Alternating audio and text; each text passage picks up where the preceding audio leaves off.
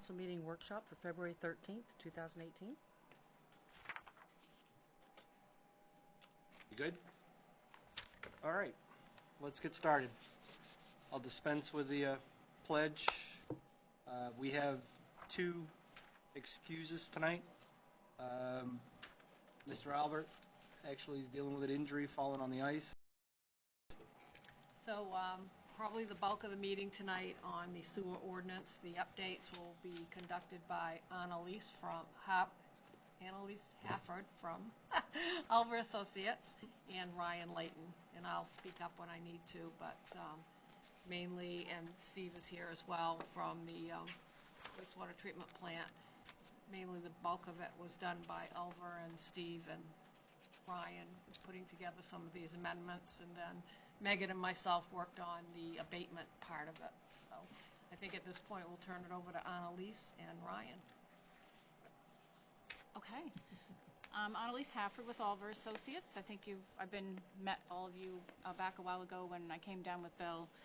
So we've spent the last couple months kind of working hard on the sewer ordinance.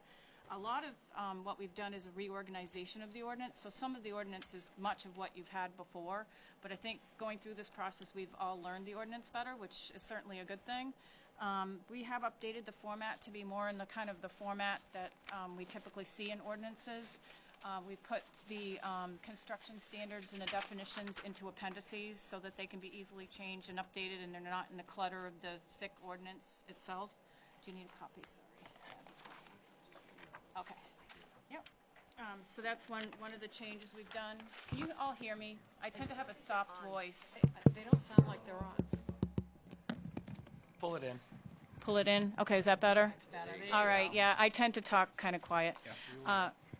So we also put the fees, we've taken them out of the bulk of the ordinance. That way, annually, you have the right to review them anyways. This makes it a little bit easier process for you to review the fees and not have them stuck in the words of the ordinance. I will say the ordinance can be quite wordy, a little bit difficult to find where all the fees are, so those have been moved into a separate appendices. And the construction standards we updated and included in a separate appendix, which I think will be helpful. If you have contractors doing work, you can simply hand them a copy of the construction standards. So that was another reason why we like to do that, rather than having them all mixed in with everything else. So what I'm just going from right now, I could make myself a little bit clearer, is I did a little overview of the ordinance, which is the thinner handout, and then the thick one is the ordinance itself.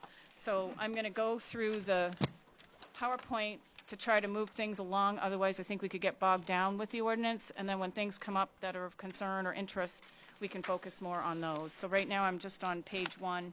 And unfortunately, I didn't put page numbers on the PowerPoint presentation, but we'll do our best to keep up with each other. So basically, there's some things in the ordinance that weren't clear, so we tried to clarify them. And added some new sections like what Diane referred to as the abatement section that was not a strong abatement section in your existing ordinance. So we did that as well. So if you go to the next page, that kind of goes along with the ordinance itself. So if you turn to chapter 34 of your ordinance, that's kind of where I am right now. Chapter 34 is a general overall chapter that basically talks about, yes, page 3402, sorry. Does that help? It does, yeah. Okay. And what we tried to do is where we completely rearranged what this looks like. Diane had me put everything in red that was new and cross off everything in red that's being taken out. So you can see what we've taken out of your ordinance and what we put in. Well, yeah, originally I didn't quite do it that way, so but that was the way it should have been done. So, so right now, the beginning is really just an introduction, and it just talks to you about what the purpose of the ordinance is and the scope of it. So that in red, I just added a little bit more language to describe what that is. In section 34.1, which is just references to definitions, I left 3 definitions in the meat of the ordinance, which I know this is going to be kind of boring discussion here, but definitions are important, so I left 3 important ones here and referred to Appendix A, which has all the rest of the definitions.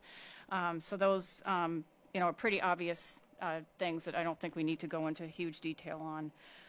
Under 34.2, that section provides general restrictions on how who has to use the public sewer system. That's something that we had quite a bit of discussion on internally.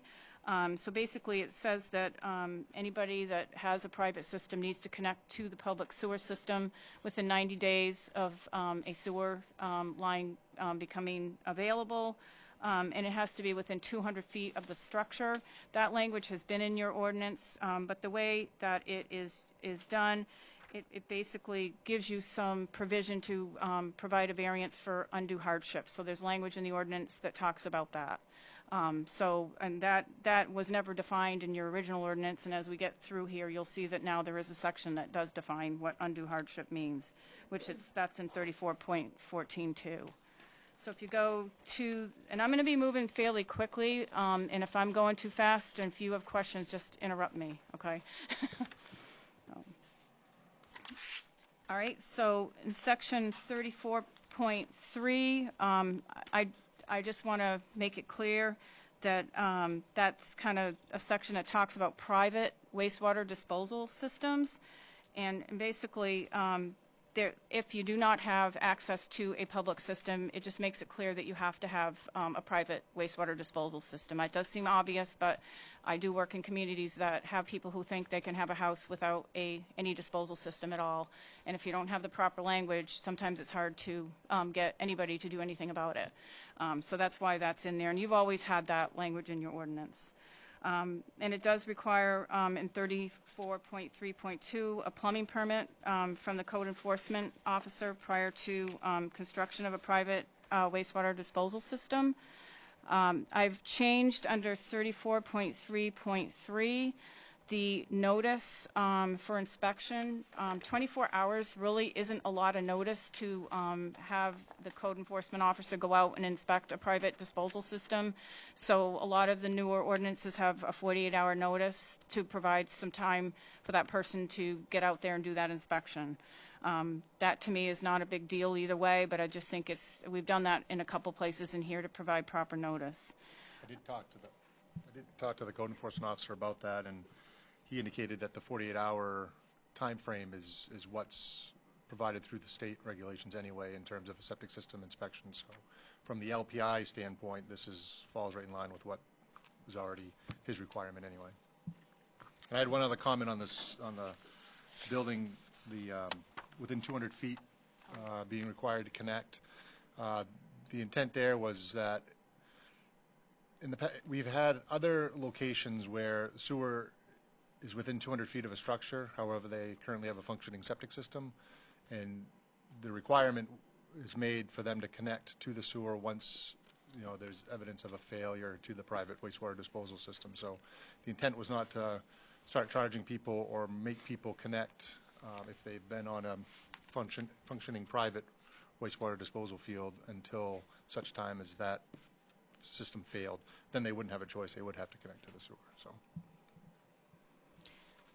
Yes, maybe I'm going too fast. Doing well. So moving on, under 34.3.6, that's just talking about how you properly remove a system once you do tie into a public sewer system. We just added some clarification on the type of material that you use to fill it prior to that really didn't talk about what that might be. So we just added some location there. And what Brian just said, it says that if they're in good working condition, that it can continue to operate. So that's under 34.3.6. So under Article 34, that has to do with building, sewers, and connections. It does require a sewer connection permit, and all connections to be done by a person qualified and acceptable to the superintendent. So we added a little bit of language there to make sure that not just everybody is installing this type of thing. We're on page 34042 to follow along with the PowerPoint, if that helps you. And maybe I've confused it having two documents, but All right, so basically, so not just everybody, just somebody that's acceptable, that's qualified to do the work. In other communities, we've seen just like a homeowner trying to go out, and there are some homeowners that are qualified to do this work, but not just everybody is qualified to put in a sanitary sewer connection. So it just gives you some strength to decide whether they're qualified or not. And on the sections, and I've grouped some together because they kind of all are something similar to each other, and their language you've already had. So the sections that are 34.4.2 to 34.4, those are all involving the fees. We've pulled all those fees out and moved them into Appendix B, like I noted previously. I did not change any of the fees that you've had to date. That's something, their fees I didn't think were inappropriate in any manner. I might think some were a little low, but that's something for you guys maybe to think about at a later date. But we just moved them into the appendix. Excuse me, Ryan, so on the other part, as far as for someone's building a private, so say if we had another development come in and there was going to be 30 homes, and they were building it within and not hooked at the time to the town or hooked to the town, do you actually monitor every one of those hookups from the individual houses as they go through? Is that part of the permitting process? In general, yes. There's supposed to be oversight during the construction of the what would be considered the mains, Yep. but then also when they're connecting a house to that what's going to be that's town sewer, Yep. then we would inspect those as well. If it's not intended to be public, then our main concern is going to be the connection with. Yep. So there's oversight at those points during Yes. that process, the permitting. And I think in the subdivisions that we've had, I think we've inspected all the house connections as well, just because it's a potential point that we want to make sure is put in correctly so we're not having issues down the road. Eventually going to own it, so you're Yeah. better off knowing what it is, right? Thank you. Yep, so the next section is 34.4.5, and that is a new section, and what that requires is for certain large developments that there be a monetary deposit provided to the town in advance to allow the town to have some review. The town shouldn't have to pay the expense to review those developments, so this would provide monetary funds to do that review. So that's what that's for like a multiple building type of thing, or industry, or a huge commercial establishment. That's what that section is meant for. Is there So- already a fee schedule built onto that, or is that something that we'll have to come up with based on the amount of the unit is, or how big Right, the what development is? basically does is it doesn't really say what that would be, but it does have language in here that says the amount of the deposit shall be estimated by the town, and upon payment by the applicant kept in a non-interest-bearing account. And then basically it says when the project's done, the review's done, if there's any unused portion, then that would be refunded back to the person, the developer. So Or probably when they go into the permitting process, that will be one of the requirements, showing the amount, so they'll know ahead of time what they need to right, yeah. put in. Yeah, but I didn't establish a fee to go with that, because I think it's going to be something that you're going to probably have to estimate, and then if there needs to be more money, you'd have to get more. There's language in here on that too. If it's too much money, then you need to refund it.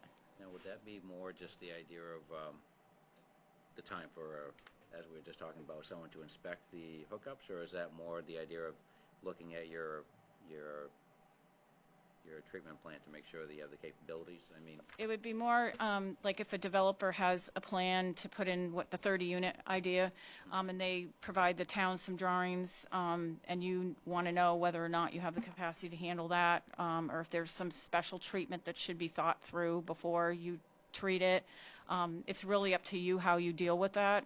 You can choose to do that review internally, or you could choose to have us assist, where we've been helping with some of that a little bit. Ryan's asked us some of our opinions on some of the other. It's just to pay for that cost, so the town doesn't have to pay for that there's cost. probably a standard fee structure built in with that with other communities already, so it's nothing that you have to guess on, pretty much. I mean, other communities must have. Most communities estimate that Yeah, with this language here, but certainly They go. there'd be a way that we could come up with something in the fee schedule to establish what we would like there. I guess that's something that I think is going to be very variable, depending upon what it is.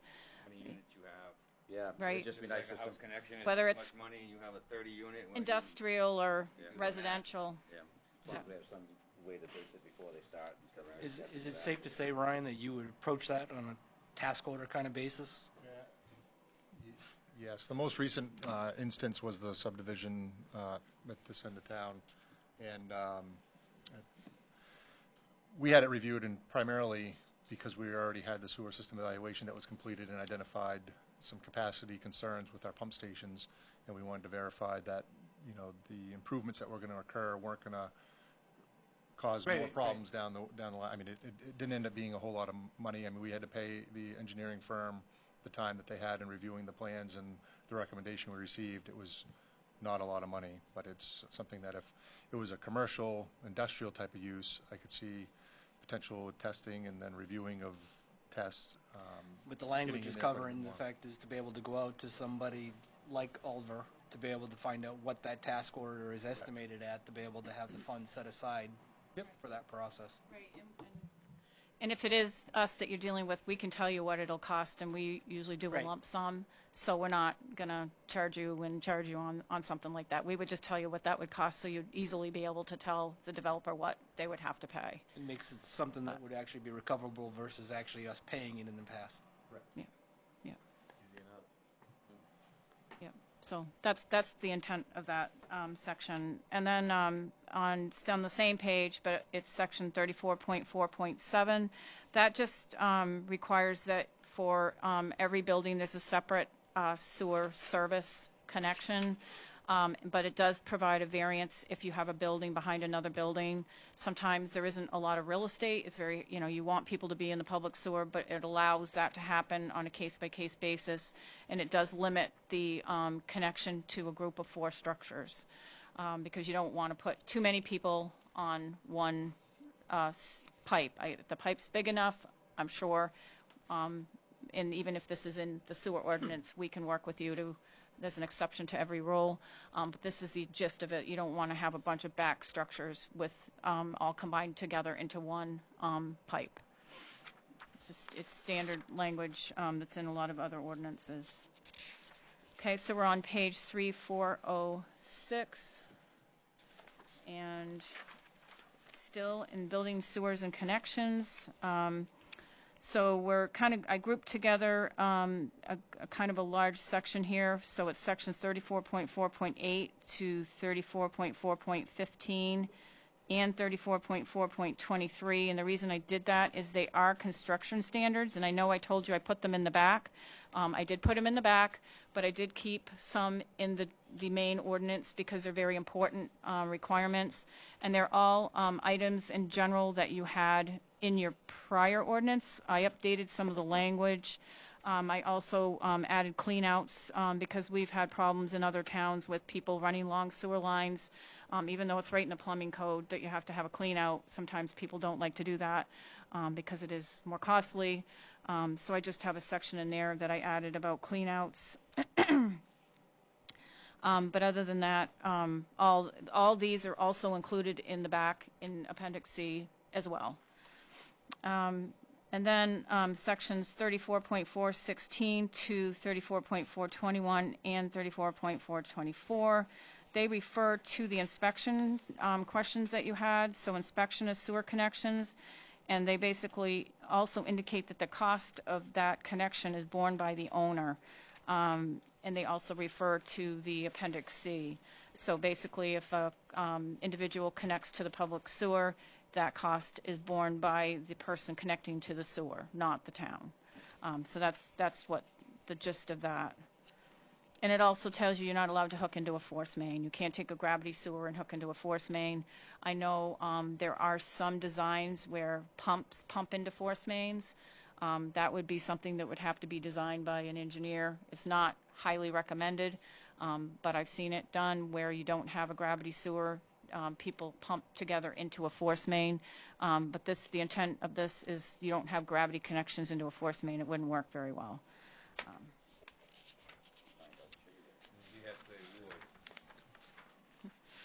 Okay, so section 34.4.22. So this is on page 3408, and that is a new section. And what I want to discuss on that to make sure that it's clear what that means.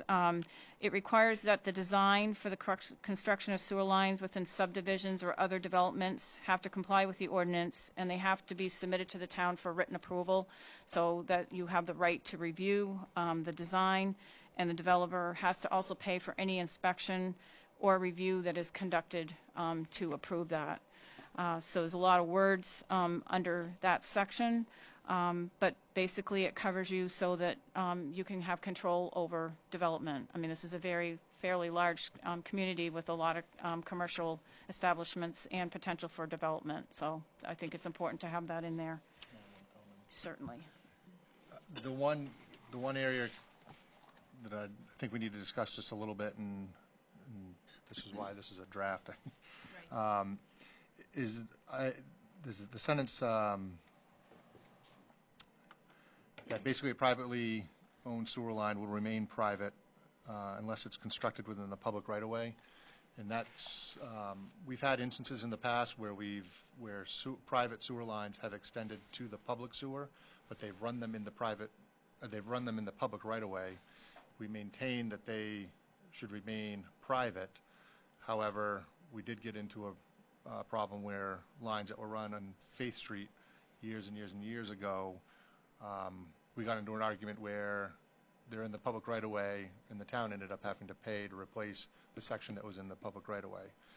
And I only bring this subject up because I'm aware of the possibility of another sewer connection, or potential sewer connection, where someone's going to want to run along the public right-of-way. It'll be a force main to connect to the public sewer, but it would be in the public right-of-way, and I'm not quite sure how we would address that. Well, the easy answer with this ordinance is it would be no, because it wouldn't be allowed in the public right-of-way. But in the same respect, having the option, I guess, is how do we do that?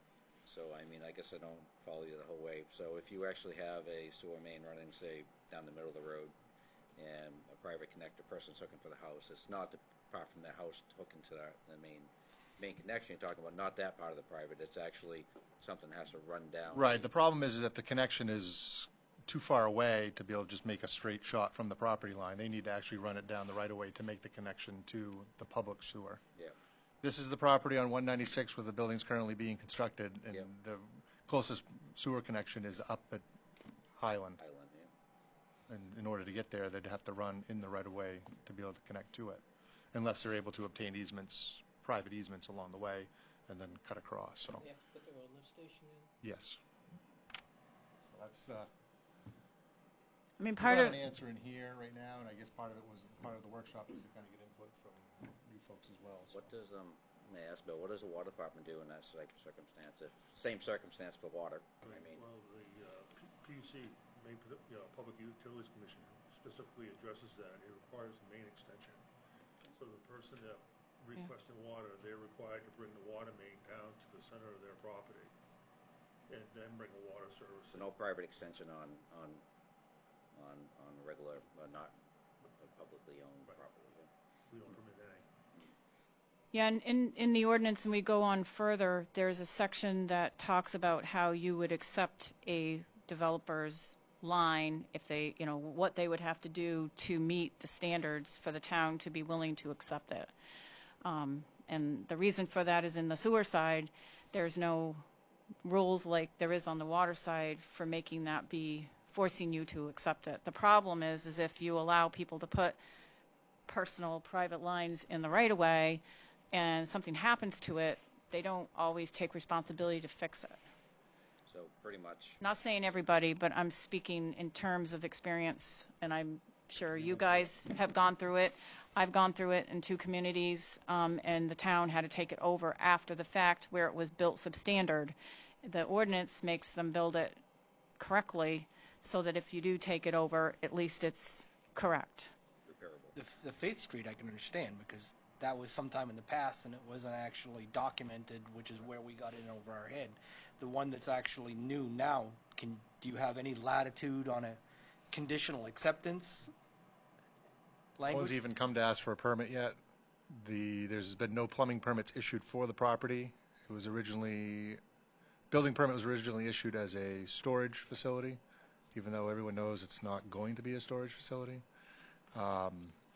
This is just a It's prime coming. example of an issue that's going to coming. raise, and the other issue is that they're not able to get a private wastewater disposal field because of the type of business that it is. It's prohibited through the subsurface wastewater disposal rules, is what I've been explained, at least. Meaning that property was originally designated floodplain, so I'm assuming there's even further restriction on where he's got the property being developed as it is. I mean, I know it's probably less of an issue because it's been banked up and built up over the years, but that was the original designation for most of that area down by the Big Dipper. Correct. I don't have a lot of details as far as Yeah, no, you're just any of citing, it. I'm you're just saying, citing I know this is looming. do we have the potential for a conditional acceptance? In the ordinance as we're writing it now, I'll let. Yeah, I mean, that's my intent. I think Ryan might read this, and I read it maybe slightly different. My intent is for you to have the choice to accept it, not be forced into accepting it just because it's in the right of way. So if the word is not clear, I'll have to make it clear, because I can read it the way you said it, and I can read it the way I meant it, which is my intent was for you guys to have the choice whether or not to accept it. Right. I think a conditional acceptance, and the fact is it remains private, and the fact is anything comes for it, you're paying the replacement rather than the situation that presented itself on Faith Street. Well, we had another private residence that did a similar situation, and it was the Board of Selectmen at the time, it might have been council, allowed it to happen in the right of way, but there was a formal process for that to occur rather than just. Right. Faith Street was a completely different scenario, but just ones that we've dealt with over the years, and as we're trying to clean this up, Right. it falls take care of. Vern, you all set? Just the, again, it's just more of a situation where do you plan on running the sewer up Main Street when they redo their thing any further than what it is? I was just wondering about houses on the, say if you run up an area and you're up, say you're up Main Street and you have a house that actually is within 200 feet, but actually it's not in front of the house, I mean, would that actually We come under budgeted, the same standard? the Main Street budget was to replace what we currently have. We didn't include funding to extend it any great distance, I should say. Okay. Yeah, so if someone may be still within 200 feet of where the line stops, it may not have to, because 150 of it may be going down the road, which would kind of follow on. Well, I think the gist of the 200-foot distance is that as long as the sewer main goes in front of the property and that house is within 200 feet, then they would be required to connect. Yep. That's the way we've enforced it in the past, at least. Okay, and then the next, on that same page 3408, you'll see two things that are crossed off. They just got moved to a different section, so don't be alarmed that they're not here anymore. They got moved elsewhere. So I'm going to jump to 34.5, which was kind of what we're talking about right now, sewer extensions. So we have the first paragraph is a new paragraph, just to clarify that the town can construct a sewer extension under public contract if approved at town referendum. So that's the new language we worked at during a workshop, that the town has the right to provide a sewer extension. And basically it says in here, if the treatment plant has the capacity to handle the extension, and that the property owners can propose the sewer extension also, and ask for something to happen with the sewer extension, but the cost have to be assessed by the town in any manner. So basically by the town council and the town. That's a little bit confusing, but the cost of the benefited property owners they would have to pay if they did a petition, but the town itself can also do an extension. So the section 34.5.2 would be a property owner construction of a sewer extension. So if the town does not elect to construct a sewer extension, the property owner, builder, or developer can do that, and that's kind of what we were talking about, trying to, pull them into doing the construction the way they should, so that if you did need to accept it, you could. Does that make any sense? it's a little confusing to explain. Can we go back to 3451? Certainly.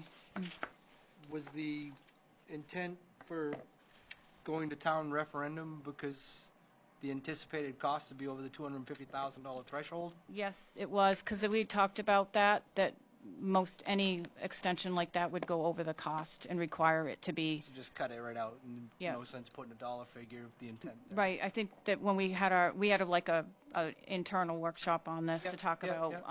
this, and that was a suggestion to not have the dollar amount in there. Okay, Yeah. I'm comfortable with that. Yeah. That's what I assumed as well too, but I didn't want Yep. to presuppose. Yep. Is there anything else on that you want me to? Okay. So section 34.5.3 just adopts state law. You already had it. I do have a reference there that says see Appendix E. I thought it would be nice if I put the state laws in the ordinance so we knew what the heck they meant, because I honestly had no idea what that state law was referring to myself. And it's, I think, a lot more applicable if they're in the ordinance, so I just wanted to point out there's a section there with those regulations. I did find out the other day that it's no longer MRSA, it's just MRS, but I'm not sure. I don't know that. I'm not an attorney, so I just have it MRSA. But if that is true, it was the PUC who told me that, I can fix this and take the A out, because Seen that recently. Right, with that the some of stuff annotated- that our legal has been working on, they're dropping the A right off. right. So when we do get this final, I'll take the A out, but it just looks stupid without the A, in my opinion, because I'm so used to seeing it that way. So section 34.5.4 provides sewer extension design requirements, and what it does is it requires that all extensions to the sanitary sewer system be reviewed by a professional engineer, and that they pay the cost for that review, and that the plans be submitted within 45 days before the planning board meeting. And the purpose of that is not to ring up money for engineers at all. It is really to protect the community, because I think where I've seen the biggest problems are when development happens and nobody looks at it, and then you have substandard materials being used, substandard backfill, construction that's not using the right size pipes or the right practices, and then there's failures in the future that the town ends up having to deal with. So it's a small price to pay to protect yourself from a bad job. So so that's what that section tries to require. And then moving on to 34.5.5, that section requires that sewer testing is done in the presence of the superintendent. And I do want to point out that superintendent is defined in the definitions to be a broad term, because I know that's not Steve's title, but it's a broad term, and it's just known better than what his specific title is, so that's why I use that. But it does require the sewer testing to be done in the presence of the superintendent, at least give him the right to observe. It doesn't require him to be there, but it requires them to provide notice so that if he chooses to be there, he can be. And all the standards is in Appendix C, as I said several times. Section 34.5.6 is a section that you already had. I just added some language in there to try to make it clear that that the acceptance of a sewer extension is, I have language there, at the town's sole discretion. So my intent was to make it be at the town's sole discretion. And that I increased the bond from 10% to the estimated of the workmanship of the sewer line to 100% of the engineer's estimate, the cost of the extension, because 10% really doesn't cover it if there's a problem. So most of the updated ordinances have 100% in it. It's really a cost of a bond isn't huge. So if they can afford to build a development, they can afford to put aside the bond to protect the town. And then again, it states again, the town is under no obligation to accept any new sewer extension. Extensions that remain privately owned shall be maintained by their owners. So it gives you some teeth if there is some problems with the sewer extension, which there can be. So, Can we back up? of course. Yep. 34.5.5. Yes, Designee of the superintendent or town? yes. Should that be a title? Town? Shall It's be kind of connected to the ambiguous in president that. or Superintendent. Don't want to do it? Well, I meant, I meant town engineer. The fact is, that's I was trying. It was following before. It was. Is it literally trying to be the town? Or? it's trying to be the town, as in whoever Diane or somebody or Ryan has designated to do that. So I basically, how I said is in the presence of the superintendent or the designee of the superintendent or town. So it meant like if Steve wasn't here, Ryan may ask somebody else to do it. That's where I was going with that. Is because right above it, it says recommendation by the superintendent or town engineer. You went to the point of designating two titles. It just seemed. Because, yeah, I mean, under that, it has to do with reviewing a development plan. So the town engineer is really not Ryan. It would be an engineering firm. Okay. So that's what I mean by town engineer. I mean, like, I'm not specifying Oliver Associates, but that's kind of who I mean when I say that for now. Town, when it's all by itself, just means town, like, so whoever. Okay. But I'd be happy to change that to be whatever, or whatever you would like me to change that to, if it's too unclear. It tripped me up going through it, and then I started looking around. I could also just Town's I could reference just all say, through in the presence of the superintendent, the designee of the superintendent, period, and make that just go away. The or designee is key because In the it's either presence going to be of done by Steve or his designee is where I Yeah. was landing. Okay, I can just get rid of that, make it. And it's Yep. it's just the one example. It's just it was that language was tripping me up, and I see it through most of what you've got through some of the things here. So you might want to just do a look of that and see if there's any more of those kind of ambiguous Sure. language. Yep, I'm sure there is. Tried to get rid of it, but Take a look at it. We're good. Had a few years, take a look. all right. So I'll make that change. I think that's a good suggestion. Please, Yep. thank you. Yep. All right. Let's see. 5.6. About some of the projects, the whole town does take a look sometimes, right? Yeah. Okay. Sometimes it feels like it for him, I'm sure. All right, section 34.5.7, that just makes it clear that there needs to be an approved method of sewage disposal prior to obtaining a building permit, and that's how you've handled that for years, because you don't want to have somebody build a building and have them have no place to put the sewage. So that's what that section is. 35.5.8 is new, and what the attempt there is to make it clear as to when a sewer extension can be connected to the town's public sewer system. So there are some things that should be done prior to allowing the connection to be made, and those are listed in this section.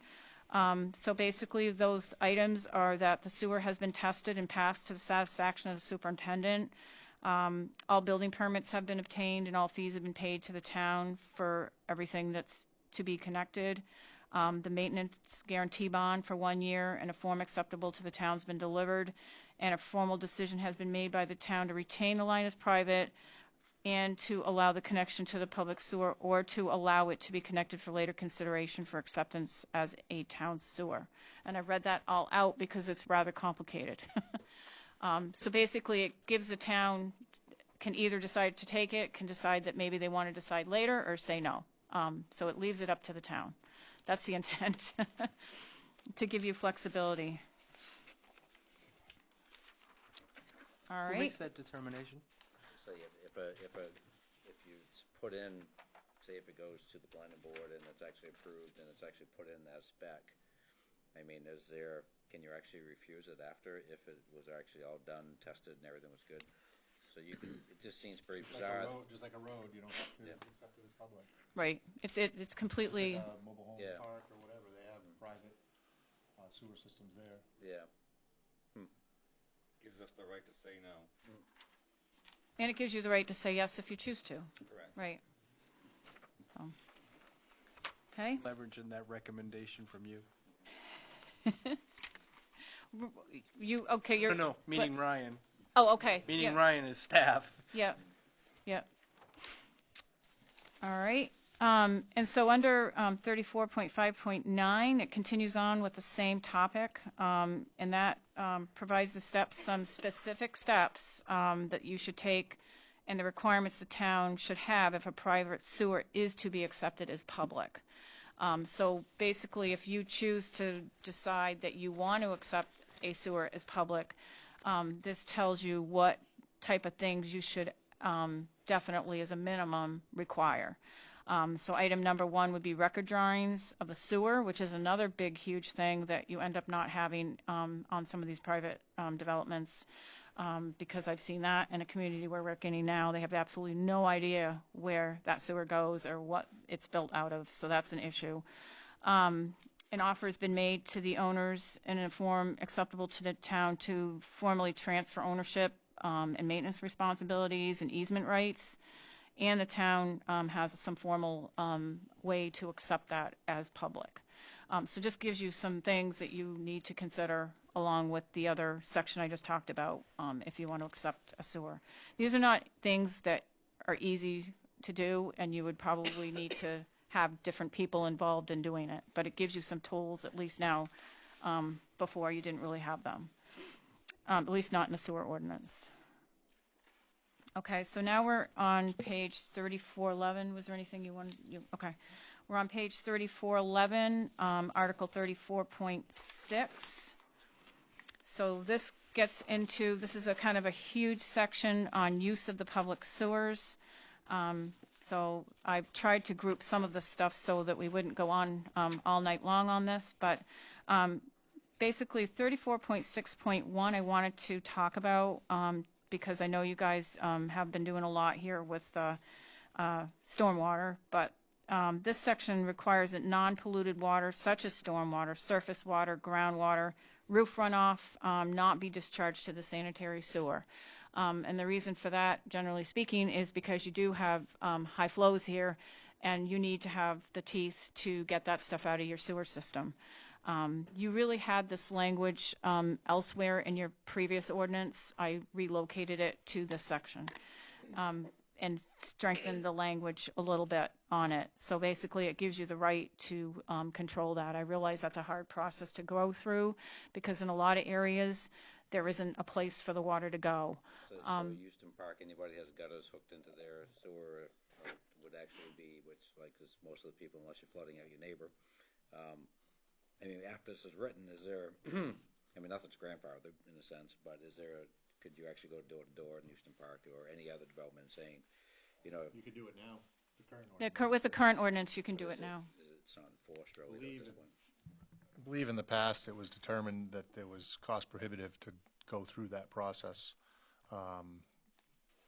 Steve, I don't know if you put you on the spot, if you recall that part of it, but I believe that was initially when they we're looking at CSO, the CSO program. I believe one of the engineering firms that was hired looked at the option of going and removing roof leaders and roof drains and gutters and sump pumps and all that stuff, and it was going to be cost prohibitive based on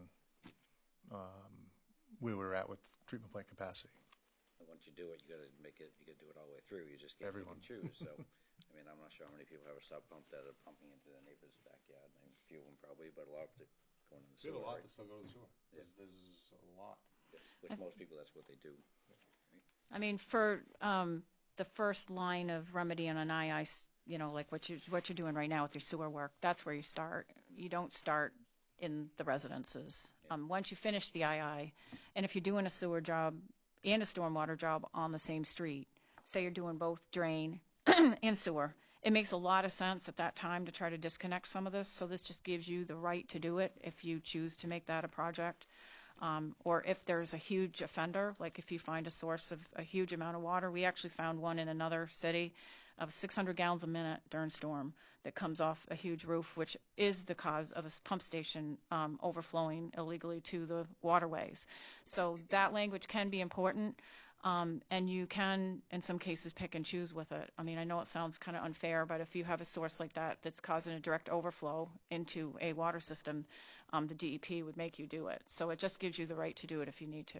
Yeah, because everything on that sewer bill is based on your water consumption, not what's actually being processed. So you're Correct. totally Exactly. entire process. Yeah, it can be a big deal, but it isn't usually the main reason for, unless you have groundwater.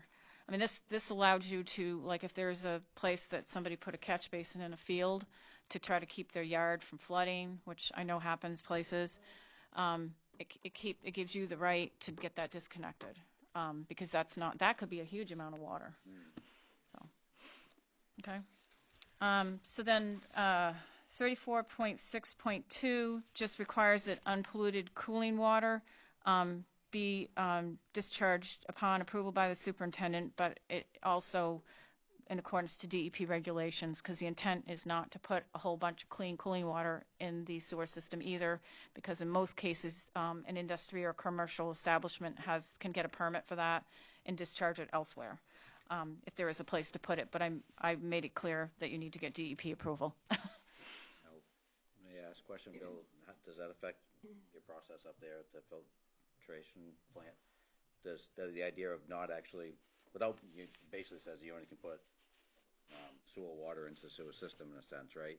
So you can't actually put any non-polluted water. So, I mean, in the filtration system up there, I mean, would that cause a problem up there for that type of wordage? We're actually working on that now to have the plant discharged directly to the sewer system. But we consider what they discharge polluted. Is polluted. Yes. Okay. Yeah. I know that sounds weird, but it is backwash water, and that is considered a pollutant.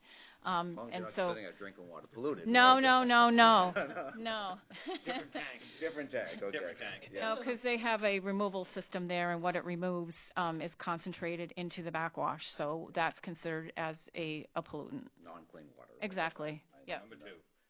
No, it's not considered number 2. Kind of a great water, I don't know, but I was just making sure that it wouldn't affect the idea of some of the stuff. No. Cross-connections can be a horror show.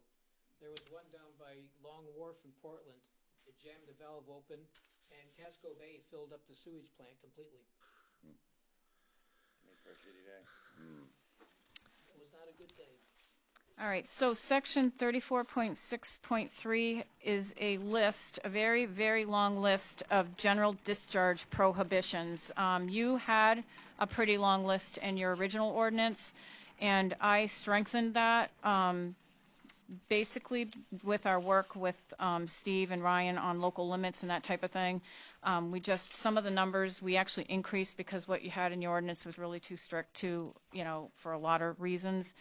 We also added some just new language on the pH limits. So I'm going to have you flip through this section unless there's anything in here you want me to explain, Ryan, or anything specifically. But these are very common things that you would want a chance to review and not just have somebody go start dumping into the sewer system. It doesn't say that you would never allow it, but it gives you the right to control it. So there's a long list. That's the reason I asked if Bill, potentially could be here, because I know some of these items where some of the stuff that gets filtered out at the plant, right? Does Correct. These changes actually affect, I'm not sure if you had looked at these before or not, but. No, I haven't. It's actually making the things that it didn't change the number that he's involved in, but we've worked with them on a local limit. So basically, it allows the town, we're coming to that eventually, but allows the town to set local limits, which can have a specific, it's a specific concern limit that may be different than what's in here, and work with a commercial establishment or the water plant or somebody to allow that to happen in a safe way to protect the sludge. It just can't be any less stringent than the federal standard, but it can be more stringent. Yep. It just got alarming. It was a year or so ago. The gentleman from Maine Electronics site was in, and they were talking about the idea that they actually had bumped up the number of what was allowable as far as for arsenic or some other release into the water. That it just seemed very strange at the time. And just sitting there, I didn't know a lot about it, but it just seemed strange that they have some type of standard one day, the next day they're not really worried about it anymore. Well, going in the water, but. Well, the problem is they've dropped it in the drinking water, but they increased it in the receiving water. But then the sludge has another standard for the purposes of disposal, which has actually gotten not that much easier to deal with. So it's all a balancing act. But the ordinance doesn't stop anything from that's happening right now. I just wanted to It make sure. actually, it increased some of these to a higher number. Thank you. Sure. All right, so moving on to 34.6.4, that's page 3415. I just wanted to make mention that this is just high-strength waste. So high-strength waste can be discharged from like a brewery or things like that. I just changed the total suspended solids to be a little bit higher, up to 350 milligrams per liter instead of 300. That's really not too scary for a treatment plant to take. So basically, it just gives the town or the superintendent the right to review a discharge that has higher concentration than what's standard, and also gives the town a right to charge more for that if you find it if you need to do that. So that's been language you've had. I just changed the limit. Back when that was originally talked about, you guys mentioned Blue Ox. Does that still relate? They are borderline on these limits, but the quantity of the amount that they send us is very little, so it gets really diluted by the time it makes it to the plant. Okay. Okay. It's small. So nothing changed there would actually impact them. It's whether we choose to charge them is the bigger issue. Yes. Okay. Thank you. Okay, so 34.6.5, my favorite topic, grease, oil, and sand interceptors, mostly the grease side of it. It just provides the town the authority to require an interceptor for grease or for sand.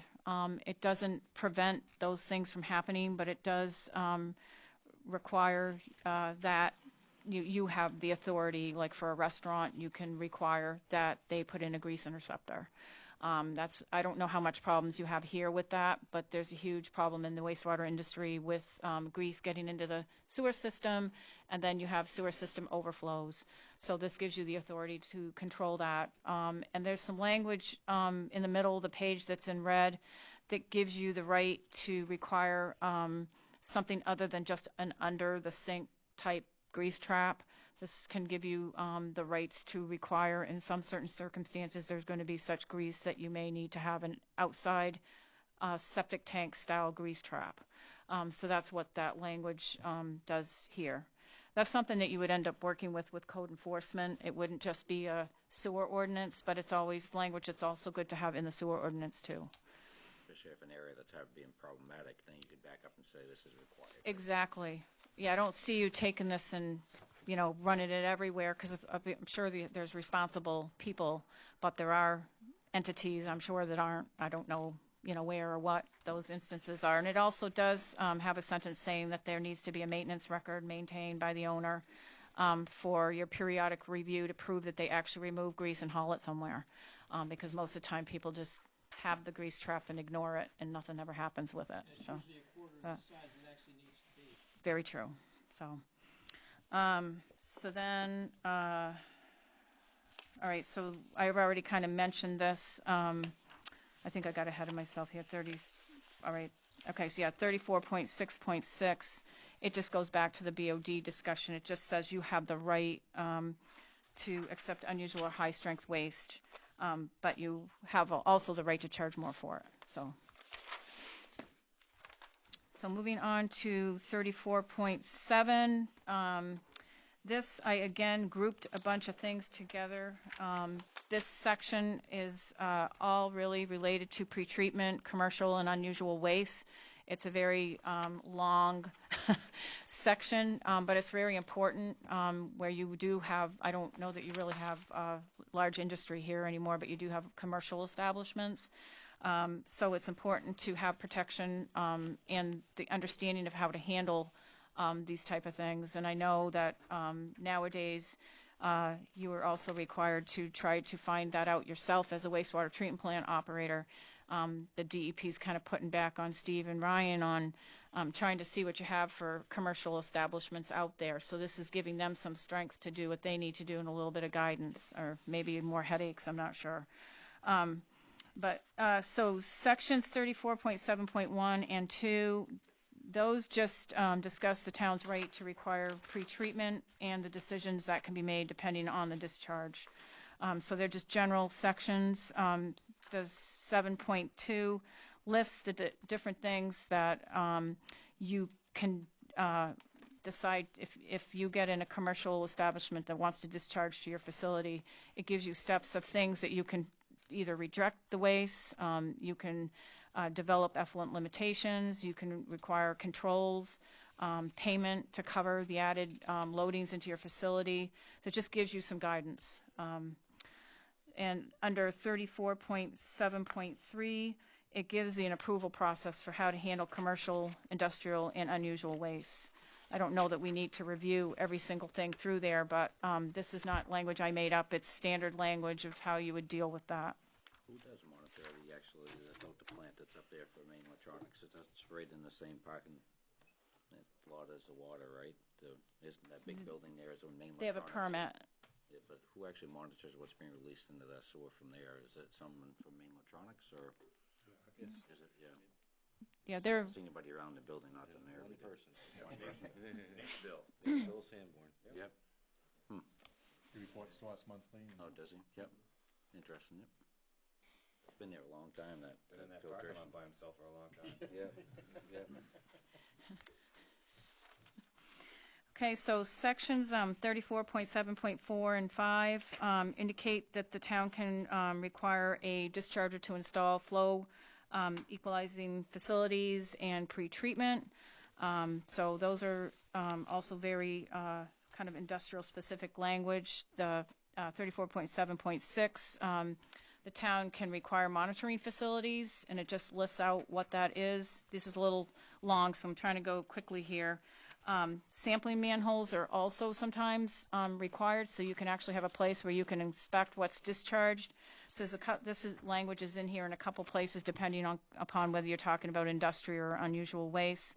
That has been something that's been hard to get people to do before, so it's really good to have that language in here, because it's nothing worse than having a commercial establishment and not being able to tell if it's them or somebody else. So this gives you the right to require a manhole, even if they have to put it on their property or even if they have to install it in the street and pay for that, because sometimes there's not enough room to put it into the private property. I think the other night, looking at the plans for the new development in 196, it was actually a greased pit outside the building as far as by building it to a different standard than we typically have. So, yeah. And then section 34.7.8, it explains that they must use proper sampling techniques. So they're not just allowed to send it to the cheapest lab they can find or do their own testing if they're not qualified. So it gives them references that they have to follow. So moving on to 34.7.9, it makes it clear that nobody's allowed to use dilution to decrease, to try to dilute a discharge and make it so that it's not a problem. That's something in the past that industry and Pollution is pollution. right, but it doesn't allow it in the ordinance. Not intentional dilution. Obviously, when something's mixed with water and discharged, you could accuse somebody of doing that. But it's more of an intentional dilution that's not permitted. So under 34.10 and 7.10 and 11, that gets into the categorical pretreatment standards and what to do when they change. It gives you timelines of when right now you don't have anybody that falls in this category, so this doesn't interest you, but if you ever did, there'd be a lot of pretreatment requirements, and it's really good to have this language. You already did. I just updated it, so I don't think we need to spend a lot of time on that. I would like to, on 3420, page 3420, section 34.7.12, you do have the need to develop local limits, and that has come up in the last couple of years with working with you. We've actually helped you with the development of local limits, so this gives you the real teeth and rights to do so. So it's in your ordinance, and those are limits that are established to protect the treatment plant or the collection system or whatever from some contaminant.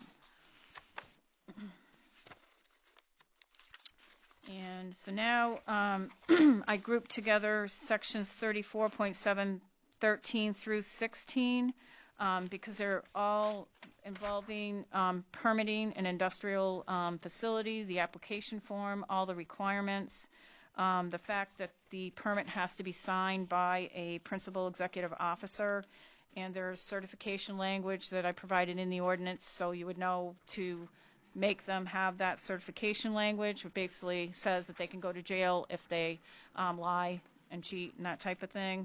And the superintendent, and obviously the superintendent would get assistance with this process. It's not something that people really usually do on their own, but that explains all of that.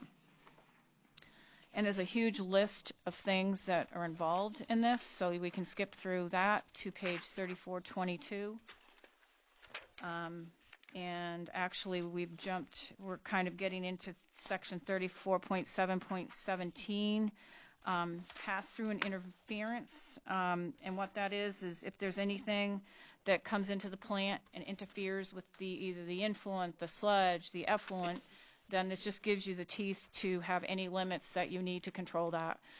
They can be as strict as they need to be to protect the treatment plant. And I know this seems a bit redundant, but it's better to have the language in here than to not have it. And it all means something slightly different when it comes to dealing with industrial dischargers. Okay, so now the section 34.7.18 just involves permit conditions. So if you do have an unusual waste discharger, right now you do have two. You have a permit with the Maine Electronics facility. This just gives you things that can be in the permit. And then under 34.7.19, it talks about permit duration, that allows it not to exceed 5 years, but you can be more stringent than that and have a shorter permit time, but I'm not sure why anybody would want to do that and make more work for themselves, because this would be a lot of work, but it does give you the right. This is on page 3424. And then under 34.7.20, it provides that the permit can be modified with good cause. So that allows you to modify a permit anytime you need to. 34.7.21, I added language in there that if there's a transfer of ownership, that the town could facilitate that process by allowing the existing permit to remain in effect for 90 days while the new person gets the permit renewed, because that process takes time, and otherwise it kind of makes it sound like they're not going to have a permit. So I just think that would be good language to have in there, also to protect a commercial establishment, because it is good to have them in the system to pay the cost of the system. And then 34.7.22 and 2.3 through 2.5 still are all involving pretreatment, but the .23 has to do with an accidental discharge slug control plan. So this provides the town to require a large commercial establishment or any industry or anybody like that has chemicals on site to have a spill plan or a control plan and have the right to inspect it and to have certain things be included in it to protect yourself from those discharges. And I'm trying to move along here. So also there's a pretreatment compliance schedule. If there's under 34.7.26, you have the right to require new things to be done to protect the plant, but you also have to provide the entity with time to do it, so it provides a formal schedule. Under 34.7.27 on page 3426, compliance reports that you were asking about before.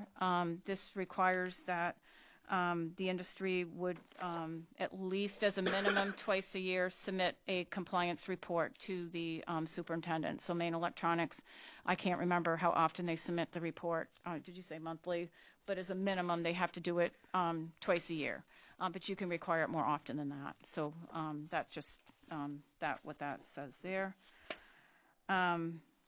And then 34.7.28 on page 3427 just says that no user can make a significant change without proper notification.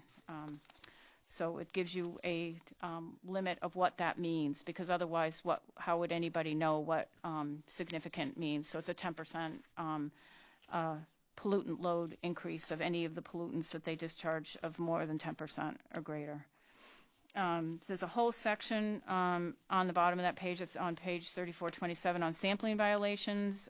That's been rewritten from how it was before. You did have that section before, but it does give you some language on if they violate. Trying to move this along a little bit. Let me know if I'm going too detailed, because we do need to get. Okay. It takes a while. It's fairly thick. The power and authority of inspectors on 3428. So this is an important section to protect the town's property. So section 34.8.1 and 2 provide that employees of the town can access any commercial industrial site or easement areas for the purpose of inspection, testing, observation, and that type of thing. Under point 3 and 6 of that section, you have the right to look at their sampling methods, their metering, access to all, not AL, but ALL records related to compliance with the permit. Section 34.8.7 on page 3429 does provide certain users some confidentiality rights. There could be some materials that they use that it's competitive nature and they don't want the public to know what that is. It does state that they have to provide it to the superintendent, but that the town needs to keep that private and not broadcast that out to the public. But it does require that you have to share it with the governmental officials like the DEP if asked, especially if there's some kind of a compliance problem. Most of the time you wouldn't be looking for that information unless there was some kind of an issue. So it does have a section on confidentiality. 34.8.8 talks about if you're refused access and what your rights are. And I'm not sure people ever want to go through this. I have gone through it before where, the refusal of access, and you do have the right to get an administrative inspection warrant. So it talks about those rules and being accompanied by a town police officer. I would highly recommend, if you've been refused access, not to just go over there. So that's kind of what that's about. All right, so now we're moving on to everybody's favorite section, which would be sewer service fees, rates, and charges, which is where the billing abatement section is. So I'm on page 3430. So in this section, it refers to the costs or fees that are in Appendix B, and it just lists out all the different fees that the town can assess in the very first section under 34.9. So it just talks about the source of revenues under 34.9.2, that you have the right to raise revenues, also under 34.9.3. We did have under that 34.9.3 a couple things to talk about. In our discussions internally, used to have a requirement, I have it crossed off, that each dwelling unit shall be deemed to have at least 2 bedrooms, and that just seems a little onerous. So we changed the language there to say the number of units would be determined by assessment records or an assessor's review. Alternatively, a customer at his own expense can purchase a meter and outside reader from the water department in order to obtain a metered rate. What this has to do with is if somebody is non-metered. Just to be clear, I should have talked about that before jumping into the red part. Because right now there's kind of a flat fee that's done based on assuming it's a 2-dwelling unit. And I know that Ryan wanted to talk about this a little bit with the how this would all come together with the water department and being involved in this. Do you want to preface it at all, or? We're jumping ahead just a hair, but one of the thought processes was we're discussing the issue with summer average, and then times that are outside the summer average period where people may be irrigating or using water in some other manner that's not going to the sewer. In general, that sewer bill is based on the summer average, which is generated by looking at the 2 winter quarters, averaging that usage and coming up with a use. We have referenced in the ordinance the option for folks to install a separate water meter, and I guess that's kind of where we wanted to just make sure that our approach with requiring that the water meter be one that's installed by the Lisbon Water Department and then one that can then be read at the same time as the rest of the water meters are being read in order to be able to develop a credit was an option that was going to work. Because we've said over and over throughout the ordinance that if they don't, excuse me, if they don't want to go with a flat rate, they can pay to have a water meter installed, or if they don't want to go with, or if there's any concerns about only being able to receive a credit during the summer use quarters, then they would have to, basically the only other option is for them to install a water meter. And our preference would be that it's a water meter that's installed by the water department, so that way you guys can read it. So basically what would happen is, say someone actually had a 5-bedroom home and lived there by themselves, instead of getting a $400 sewer bill, they could actually choose to actually have a meter put on their well. Correct. So, and then be read quarterly, and then it would be billed accordingly to the water usage, because that's what would be going in the sewer, so you'd only pay for usage, not so much for a guesstimate, in a sense, right? Correct. Right, and I did jump on my head. But this is a little different. What I just was talking about was the fact that people don't have meters and they have wells. And then what I wanted Ryan to talk about is coming up in a separate section, but using the meters. Well, and further on these, and just to clarify how this works, the flat rate is determined based on 1,100 cubic feet per, an estimate of 1,100 cubic feet per bedroom, and that goes back to the actual subsurface wastewater disposal rules, which is based on 180 gallons per day. I mean, if you do all the math, that's how it came up with it.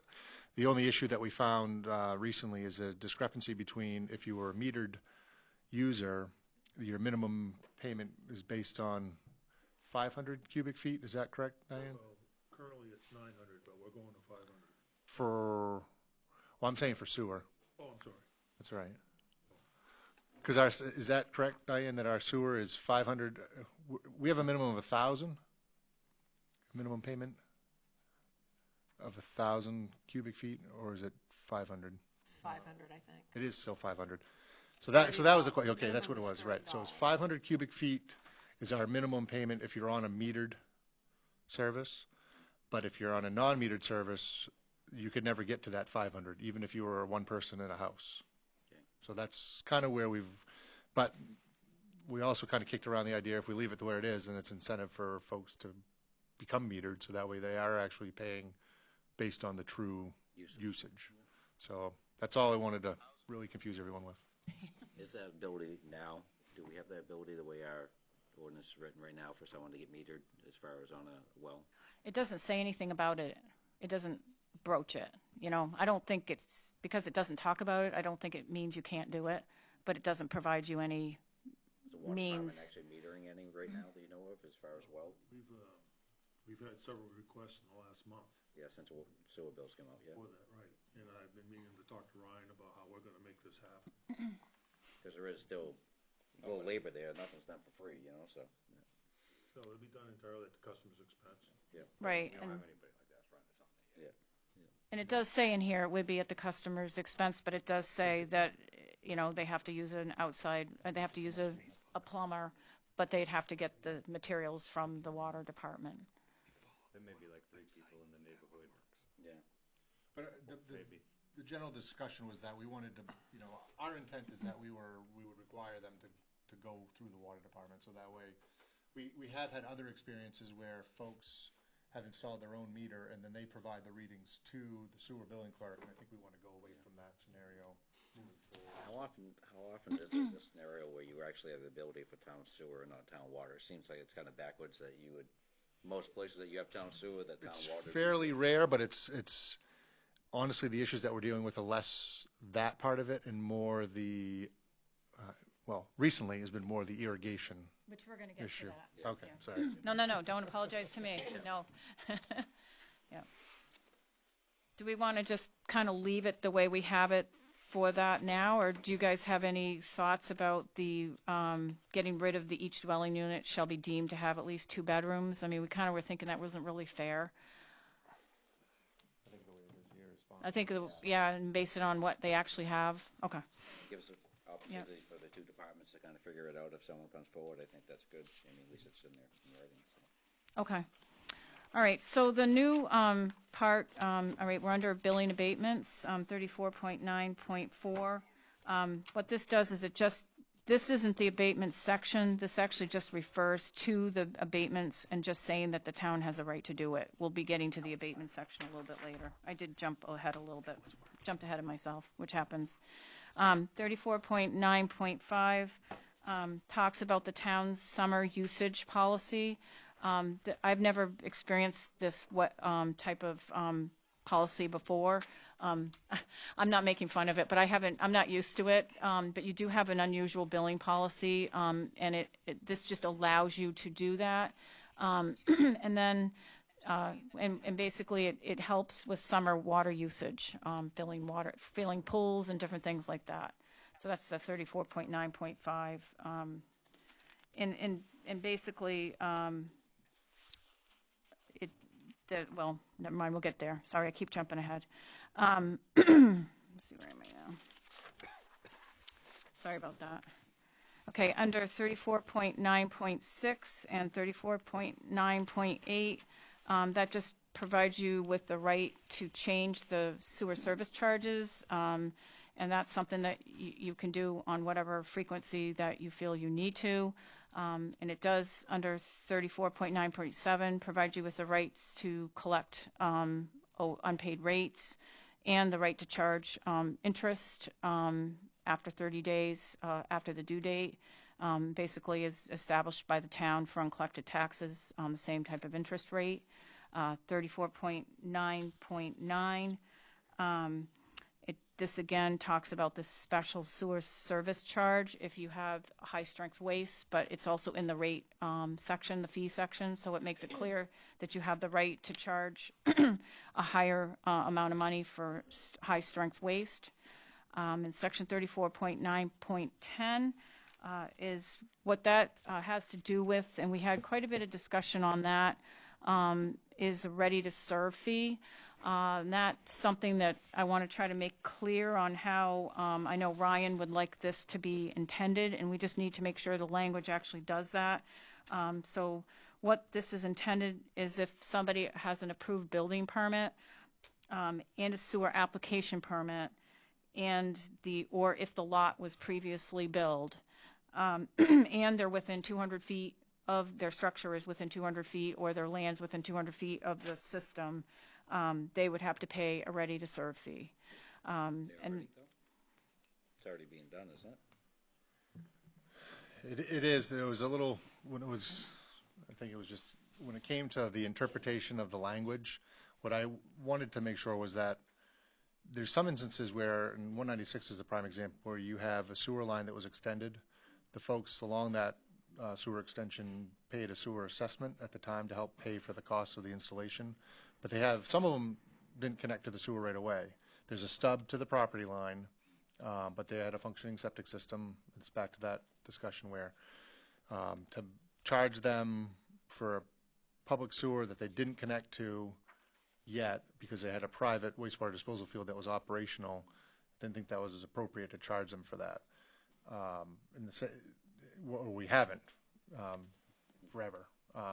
So the other way that it could be interpreted is that anytime the sewer goes by any dwelling or any lot, regardless if there's a house on it or not, that is within 200 feet of the sewer, then they could be assessed the ready-to-serve fee.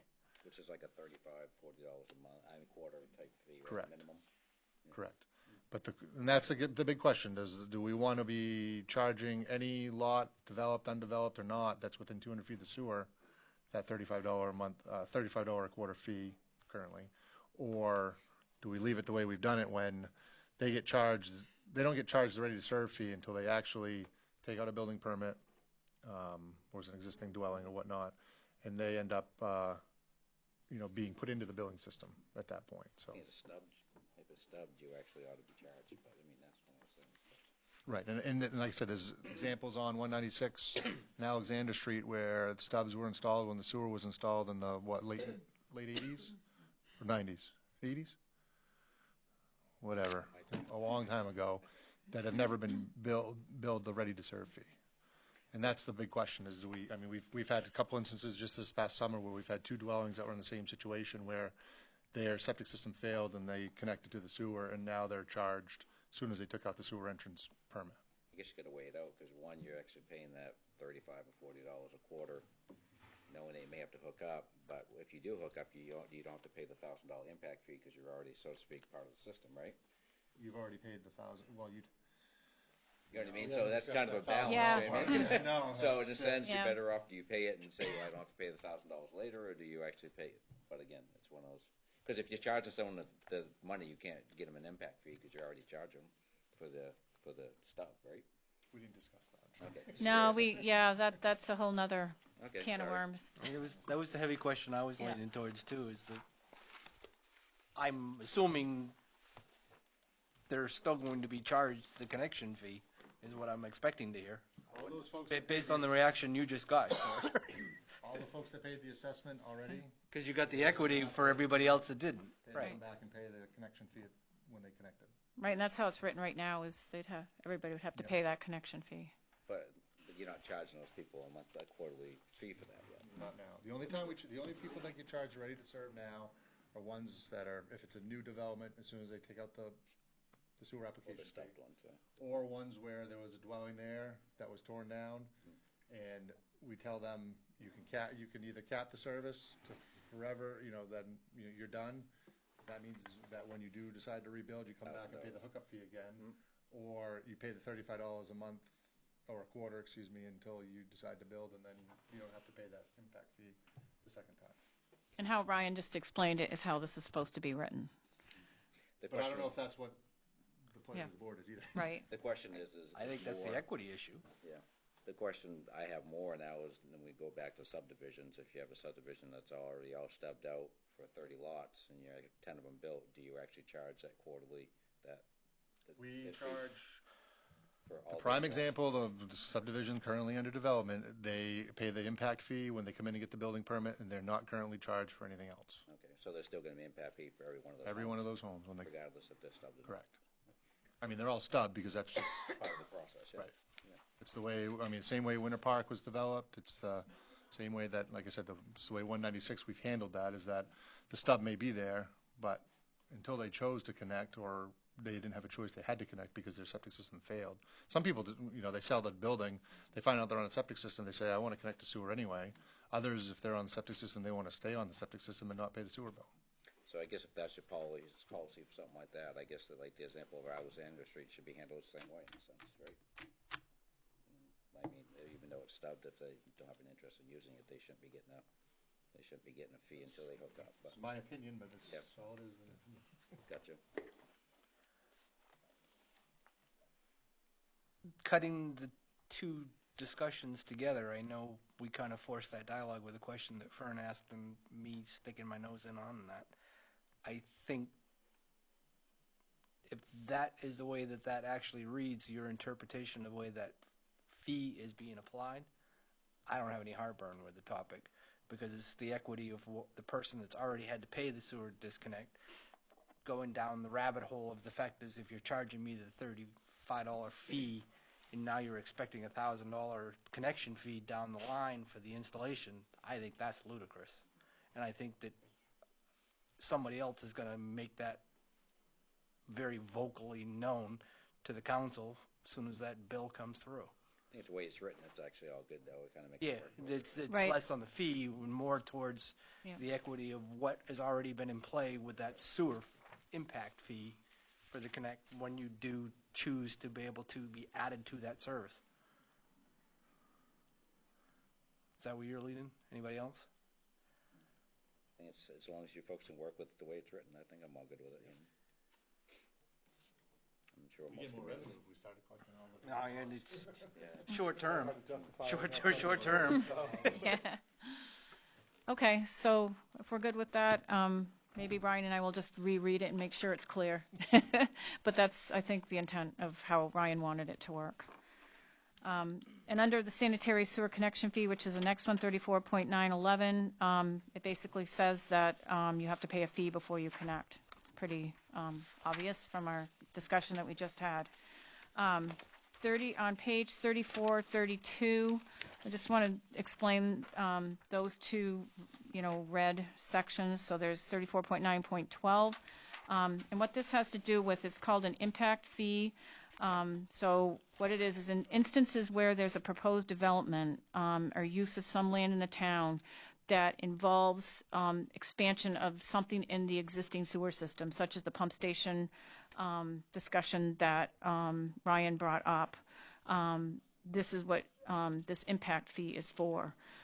Because if you have a development and it causes the town's infrastructure to have to be made bigger, it really shouldn't have to be up to the town to provide for that.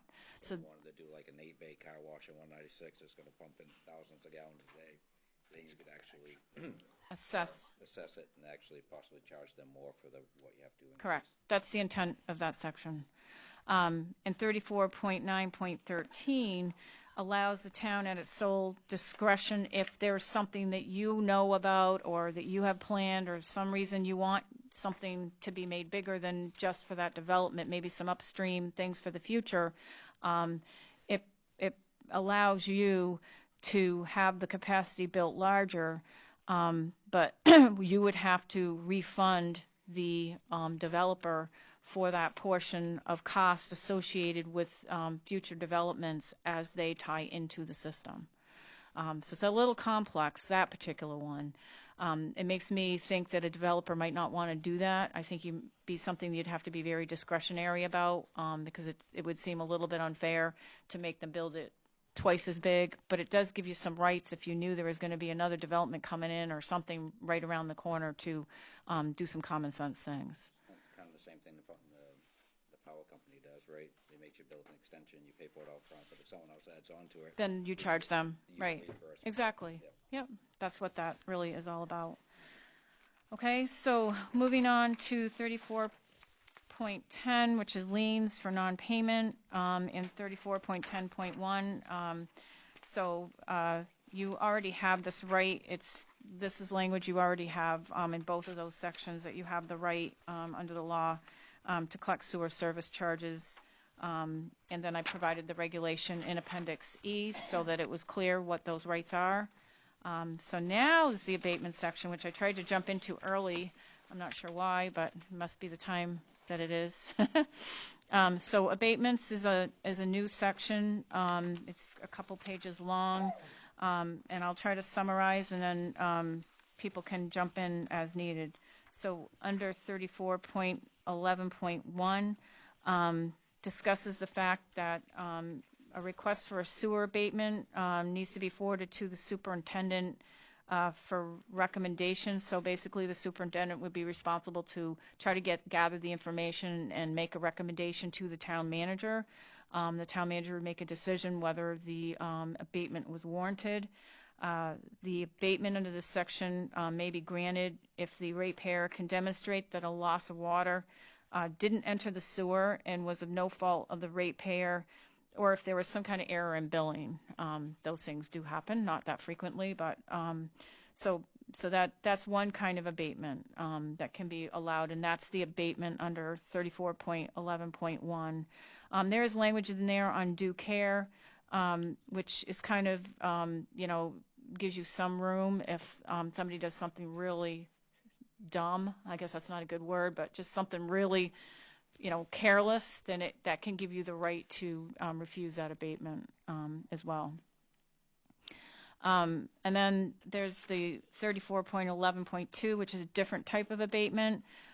It's a one-time sewer abatement for the request of a property owner for a consumption that would be over 4 times the average. So this is a really bad water use issue. and this abatement can only be used once per each property owner.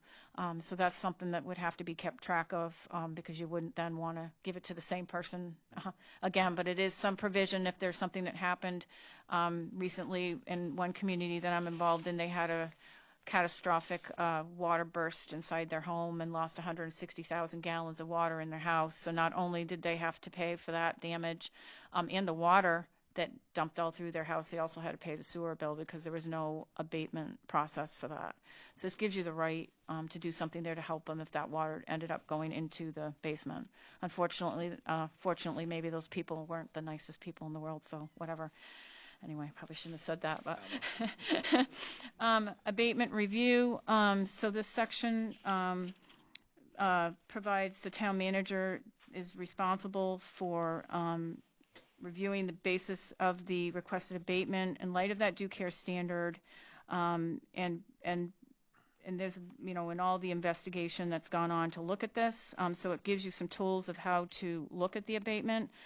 So it says the estimate of water loss should be based on the previous 4 quarters of water consumption, if available, and consideration of seasonal water use patterns, and that's your way of doing your billing. If not available, the abatement shall be based on the current flat rate billing procedure until such time there are 2 quarters available.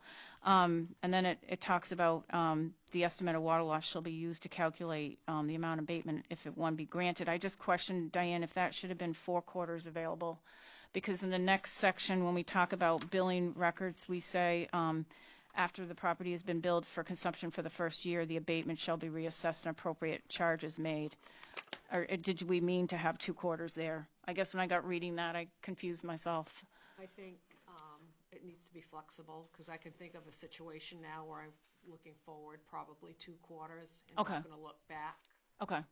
at Yep. the 4 quarters, because it's not going to give me what I need, because the same incident happened in the last quarter. So if you do 4 quarters, it's not going to help us. Okay. So we need to look at 2 quarters that we don't have the issue. So Okay. it needs to be a little flexible. Okay. I mean, I think it can be. I just wanted to make sure I wasn't being inconsistent. Yeah, So, no. okay. I think All right. most of the time you're going to have the 4 quarters, but there's times So what if I say at least 2 quarters. at a minimum of, I'll just add language, a minimum of 2 quarters? Yep. Okay. All right. And then under 34.11.4, what that has to do with is when there is an abatement that is granted, the town treasurer shall be responsible for taking the necessary steps to correct the billing. And what it states in there is that an abatement can only be applied to the specific account being abated, not some other account. And then it goes on to discuss that if there is no prior history available on which to base an abatement, an excessive first bill, the excessive first bill, what that means is the bill that you're asking to be abated, will receive an abatement based on what the non-metered rate would have been for a similar building. And then basically after there's some billing that's been generated, after a year, the abatement can be reassessed and appropriate changes made. And that was language that Diane had requested be added into here. We have at least 3 accounts that this will apply to moving forward. But we have no mechanism of doing it now because it's not written in our ordinance, so we want to have that flexibility. Okay, so under 34.11.5, so this talked about the requirement for a secondary meter, the thing that I jumped ahead to way back a while ago. So what it specifically states in the large paragraph is that abatements will not be granted for water used for outside uses like irrigation, watering your lawn, your gardens, or whatever, or outside the summer average quarters, I should say, because that's something you do anyways, unless ratepayers at their own cost install a secondary water meter that measures the water used for that purpose. So that would be slightly different than the other case. This would be a person that may have 2 water meters. So you would have the meter measuring the water you use generally, but then you'd have a meter on your outside hose bib or wherever, or your whatever that function is, or your irrigation system. This is done in other communities. I've dealt with this in 2 communities that I'm involved in. It is a combined effort between the wastewater department and the water department because of the fact that it's the sewer side that wants the information, but it's generally the water people that read the meters. And sometimes they actually allow the homeowner to read the secondary meter because a lot of times water systems don't ever read secondary meters. I'm familiar with that because we manage water systems too. And then you have the right to inspect that meter and make sure the homeowner isn't, coming up with some funky numbers. And then there's language in here for lying and what happens to people who lie. If they want to read it, they might as well just read it before they start filling their pool, their regular meter, and actually read it after they finish the pool instead of having 2 meters. But I mean, Yeah. I guess you're going by the trust basis at that point anyways, right? But Yeah. I mean, it's a popular thing to have nowadays when you have people that do a lot of landscaping. there would have to be a charge for that for the water department because that means setting it up and being able to read it, right? You would think, but Really nice if we had a meter on the sewer for what actual water really went out of the house. yeah. Because there's a lot of people that still out there that used to have septic systems that have what they call a gray water holder, that they're being charged for water that's never going anywhere except into their yard or back out into their garden. Mm. So again, I mean, it's Modified system pretty much. Right. Yeah. all kinds of angles at that. I mean, the way this is written, it's not requiring the water department to read it. I'm not sure that's how people, how Ryan wants it to be, but the way this is kind of written is more how I'm familiar with it is how that you would have a homeowner provide you with the information. If they want that abatement, they need to give you the information to provide that, and then you have the right to go on site and inspect it and make sure they're not lying about the numbers. Is the concern for this more of a homeowner or more of an industrial or someone that's actually This is not. at lawns or fields? This is lawn. This is more. There is a section coming up on manufacturing abatements, so that's a good question. But the intent of this section is more because it lists out watering lawns, gardens, filling swimming pools, or other outside water usage for usually just more of a residential or even a commercial business that does a lot of watering of their premises. It gives them an abatement on the sewer side because that water isn't going into the sewer. I mean, I say a swimming pool is more of a one-time thing, so I assume that the water department can assess that pretty easily just from the computer system saying, the first week of July you pumped out 30,000 gallons more than you typically do. I mean, I don't think you really need a second meter for that myself, but unless you're filling up a bunch of swimming pools, which I don't think usually happens on a private property, But That's why we Well- do this. Bear in mind too, swimming pools, the fill is a one-time thing, but there is makeup due to use and evaporation and so forth. That could come off a regular standard water meter. It's not really that significant. But nowadays, people will hire a company to come in with a tank truck and fill their swimming pool. Only an idiot fills their swimming pool on metered water. no, I did it. I don't think I'm an idiot. It's clean water. I do it every year. It's actually cheaper now than having someone truck it in. Well, I'm in a sense, thinking of but- a fairly large swimming pool too. But- I am an We idiot take care of sometimes. this during the summer average anyway. It's nice to have Right. clean water and not have fish swimming in it when you fill up your pool. So So it's really a non-issue because we take care of that charge during the summer average. Yeah. That's where we go back and look back quarters. I'm just wondering if when we're talking about private people or private homes actually needing a second meter, I'm just wondering if it's actually that big of a problem, if we're talking more about commercial. I'm not saying it is a big problem here because, like Diane just pointed out, your type of way you bill, the way you deal with your billing and you kind of flatten out that summer average, which I still have a hard time wrapping my brain around, but it's just how you've done it for a long time, kind of takes away from these cases happening quite as much. I put it in here because I'm very familiar with this process. I think it's a good process to have. If you ever change that, at least then you have this. It may be you never use this. Maybe nobody ever asked for a secondary meter because you take care of it. But If I may. yeah, definitely. That's, The yeah. two sewer utilities I used to work with at my previous employer, this is very common. Yeah. It's extremely common. All of the Highlands have them, each one of the units have them. The sewer utility in Brunswick has many housing developments that aren't on the public water system, but they're made to have water meters that measure the water so that they can bill appropriately for the sewer consumption. How are the meters, are they read by the water utility or are they, Customer provides the readings? sends a ring in the spring and again in the fall or something like that. So that, in a sense, their incentive is to save money in their sewers to get a reading, right? Right. Well, too, the biggest part that brought this whole thing together, which is why we are here, was the case of Kelly Park and the two houses that got a sewer bill, and there was no one living in them, and they were not putting any water down the sewer. They were installing lawns. But I guess I would hate to have something written in that would make it mandatory for anybody that's watering their lawn to get a secondary.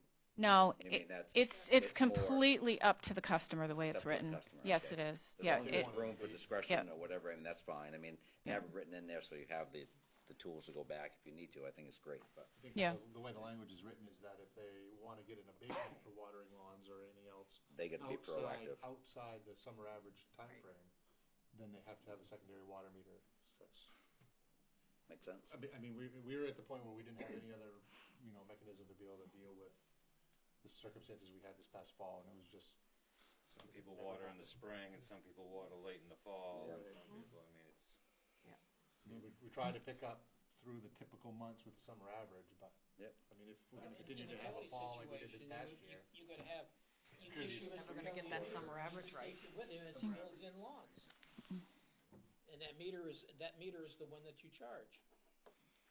So it doesn't have to necessarily stay at one particular house. It could travel with the developer and the contractors. I'm gonna say next. Okay, I'm just waiting. I was going to say no, because right now it's at the discretion, I'm assuming, that meter is installed by the homeowner, so I would leave it, the emphasis there, it's easier to review. Okay. All right. So going to the next section, 34.11.6, that has to do with the abatement period. So we wanted to have a section in here to kind of limit how far back these things can happen. So an abatement request shall only be considered for a maximum of 6-month period. However, the town manager in special cases can approve a request outside this time frame for special cases, but no longer than 1 year period for due cause. So that's kind of how that's worded. You don't want to have to go back 3 years or something like that. If you can't figure it out in a year. If you don't have a problem with it the first year, then you don't really care. Just Fix the problem. okay, and then the next section, 34.11.7.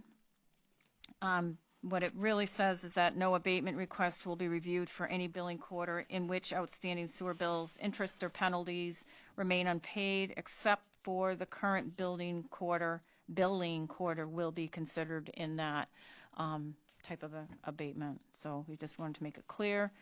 It does say in there that they need to prove that they've paid, but I think that the town recognizes that. You usually know if somebody's paid or not. But and then the next section is kind of what you were asking about, was water used in manufacturing. So there are some commercial establishments that have water that ends up being into the end product, and this establishes a means for you to consider that abatement process. It puts some more effort on the superintendent to understand what that water use is, but it is up to the manufacturing person to prove what that, based on a flow meter or whatever, how much water does go into the product. So it gives you a means to provide a abatement if a considerable amount of water goes off with a product. And in that case, the town manager would make the final determination based on a recommendation from the superintendent, whether or not an abatement like that should be granted. So it's a common, if you have abatement language, and this is a fairly large community where you do have a lot of commercial establishments, so I think it's good to have something like that in here. And I recently was in a community that somebody did come in and ask for this kind of an abatement, and they have no means of dealing with it. And I kind of felt bad for the guy because he really did have a good point, but there is no way to abate it. So that this language, or maybe something that comes up that we're not thinking of right now. So the next section is protection from damage. So basically what this talks about is if there's any damage to the sewer system, the person could be subject to immediate arrest under disorderly conduct. Sounds mean and everything, but obviously that's not a good thing. Under 34.12.2, and we're on page 3435, you had some pretty low insurance numbers for liability coverage for, for contractors. So I've increased those amounts of coverage. And then I put language in there that you have the right to establish those amounts annually, and you can change them at any time you like. What are the damage to public sewer? Is there a restitution? There is, and I think that comes up later under the penalty section. Okay, thank Yep, yep.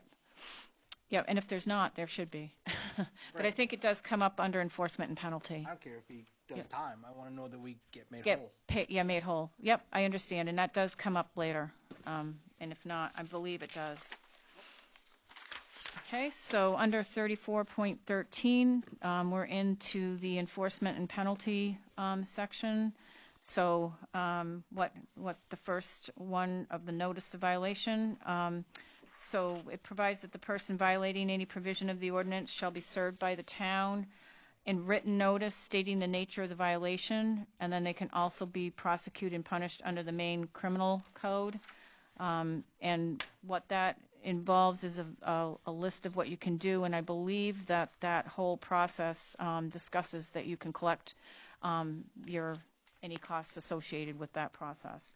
34.13.2 gives you the strength to suspend service if there's any imminent potential damage to your sewer system. You have the right to stop the discharge. 34.3.3 provides that any user who violates the conditions under this section can have their permit revoked, such as a commercial establishment or somebody else that you have a permit with.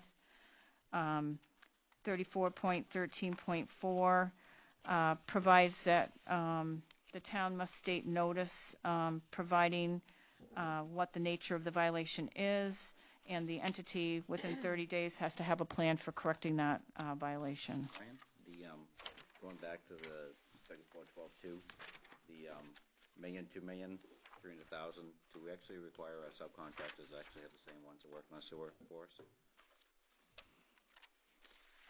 I'm just saying, we're doing it for a private person actually doing our sewers. I mean, I'm just wondering if that's a requirement for any subcontractor. We have to go fix one of our sewer lines or anything?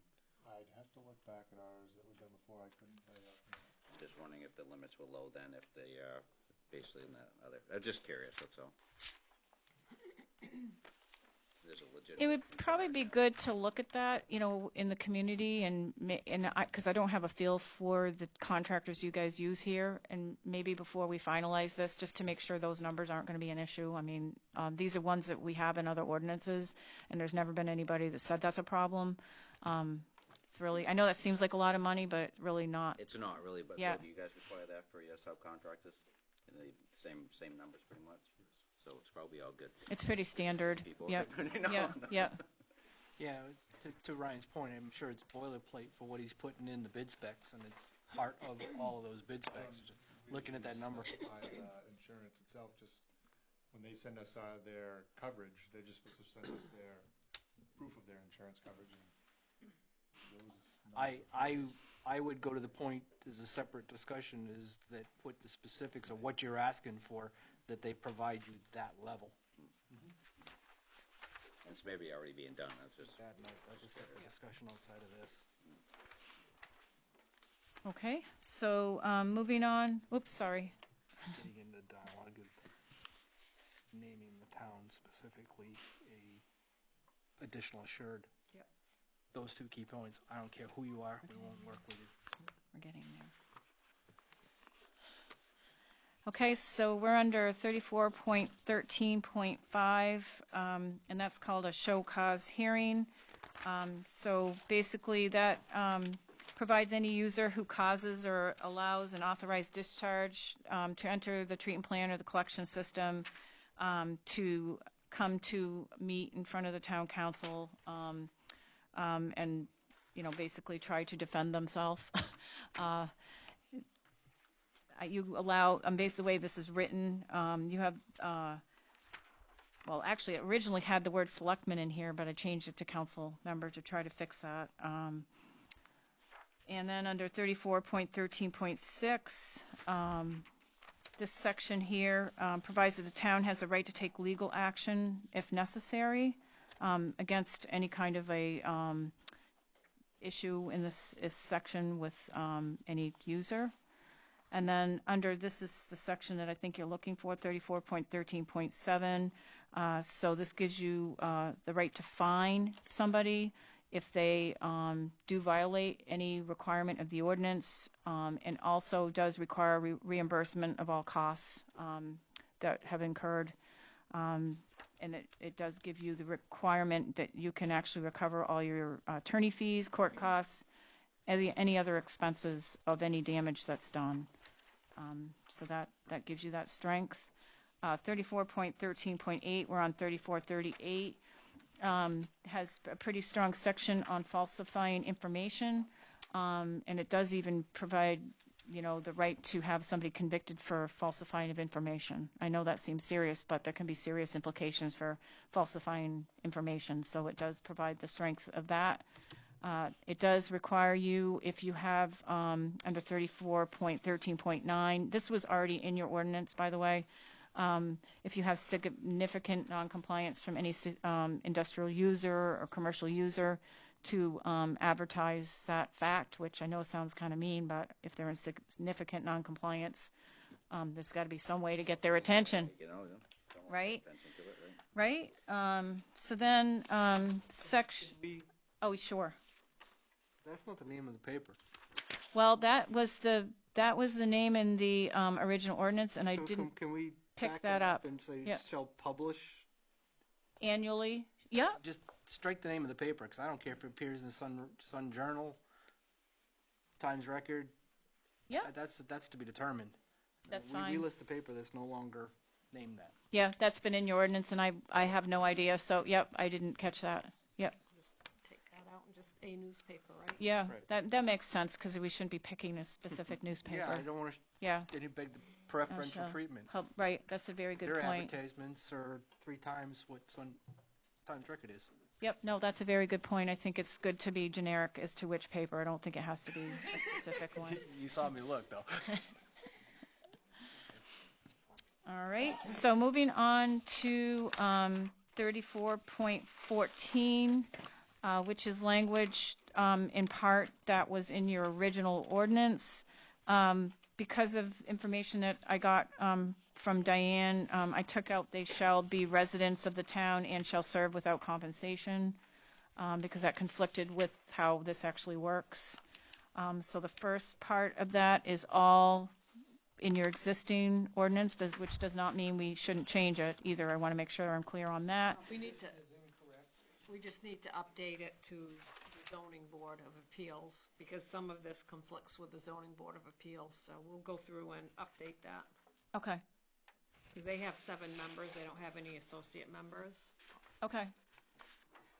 Okay. And we don't elect officers in HR. Okay. Somehow if we just tie it to the zoning board of appeals ordinance, and maybe we don't even have to list that out. What the Yep. best way is. But. Yep, okay.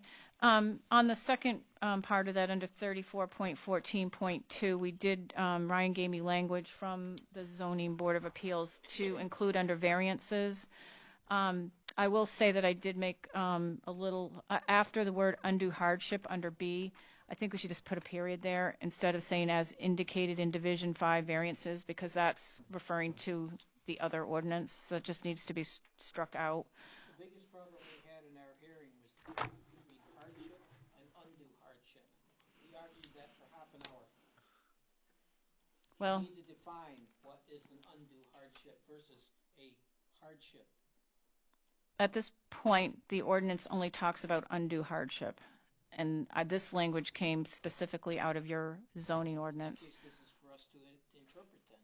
No, It's down meant- below, it says the term undue hardship shall mean, and then it lists out the 4 criteria. Those are the standard state rules for listing for a variance. We have to pass those first. Once we pass those, then we can go to town ordinances, which might rule.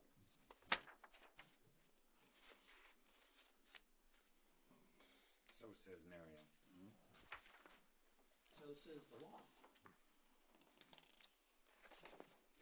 Well, this is the language right now out of your zoning ordinance, and we put it in here so that there'd be some definition of undue hardship to tie Absolutely.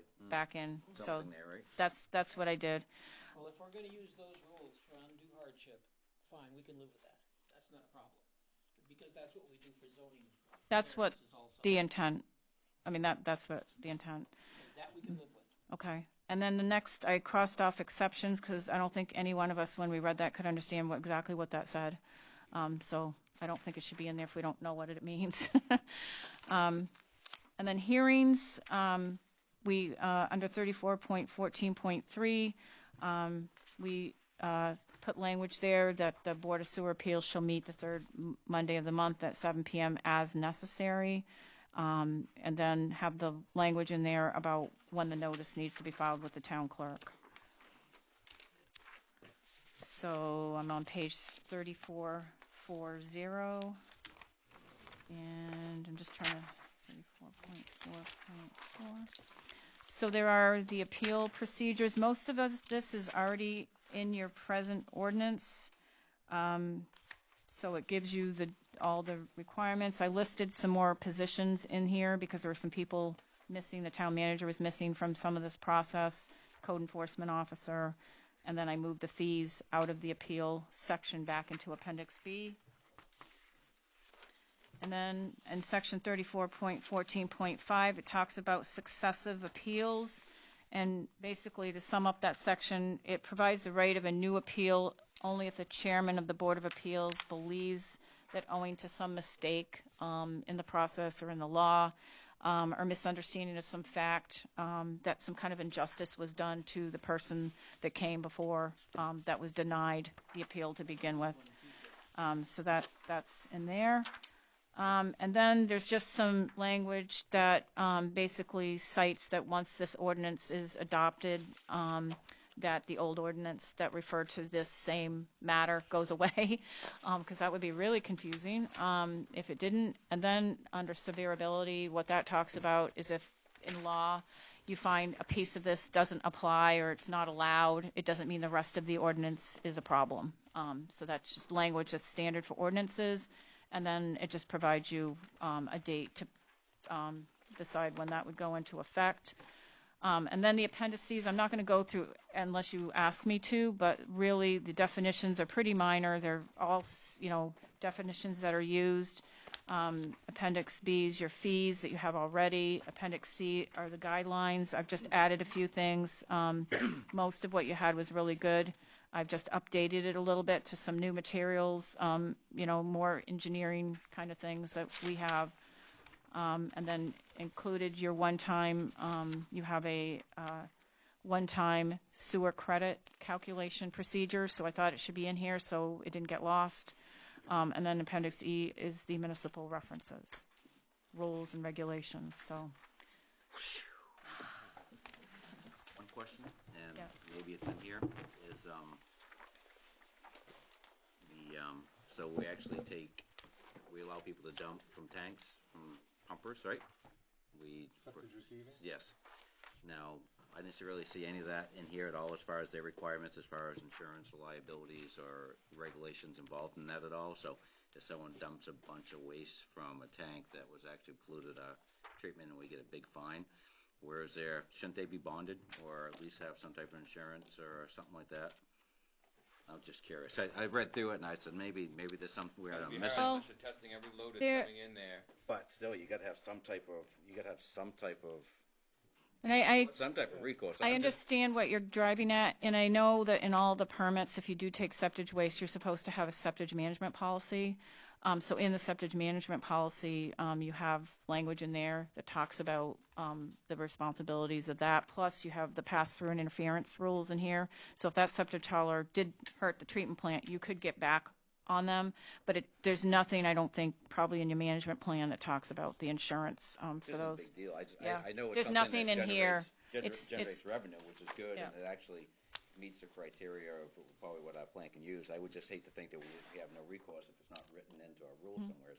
If there is a problem, Yeah. you hear some of the stuff that happens, and I mean, I would hate to think it'd be a problem. We could add a sentence in the section that has to do with things that's not allowed. I could come up with a sentence that has to do with the responsibility of transported waste haulers. And if it's already covered somewhere, It's that's not fine. it's not covered in here. I know that. I mean, We're the just pass putting a through hard and standard to all Right. our industrial to pay taxes, and all the people that live Yep. in town, if they do something wrong, then there's Truck it something. in, it's okay. Then, Yeah. but if you truck it in, you truck dump it it in, in yeah. from another community, then it's not a big deal. You know, there's no bond. You know, it just Doesn't seem concern. fair. Well, Is that the word you're looking for? Equity. We do have a transported waste management plan. Yeah. That the haulers, when they were new to us, they were given a copy of it. Yeah.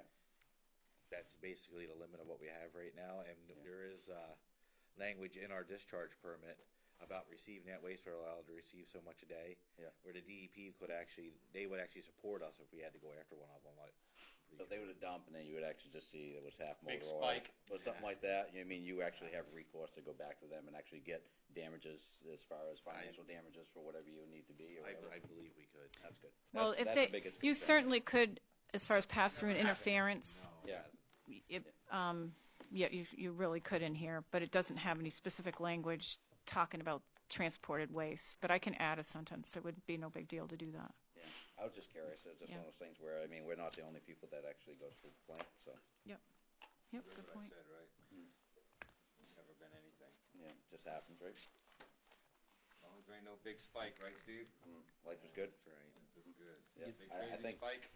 I think It's it's good on. to happen.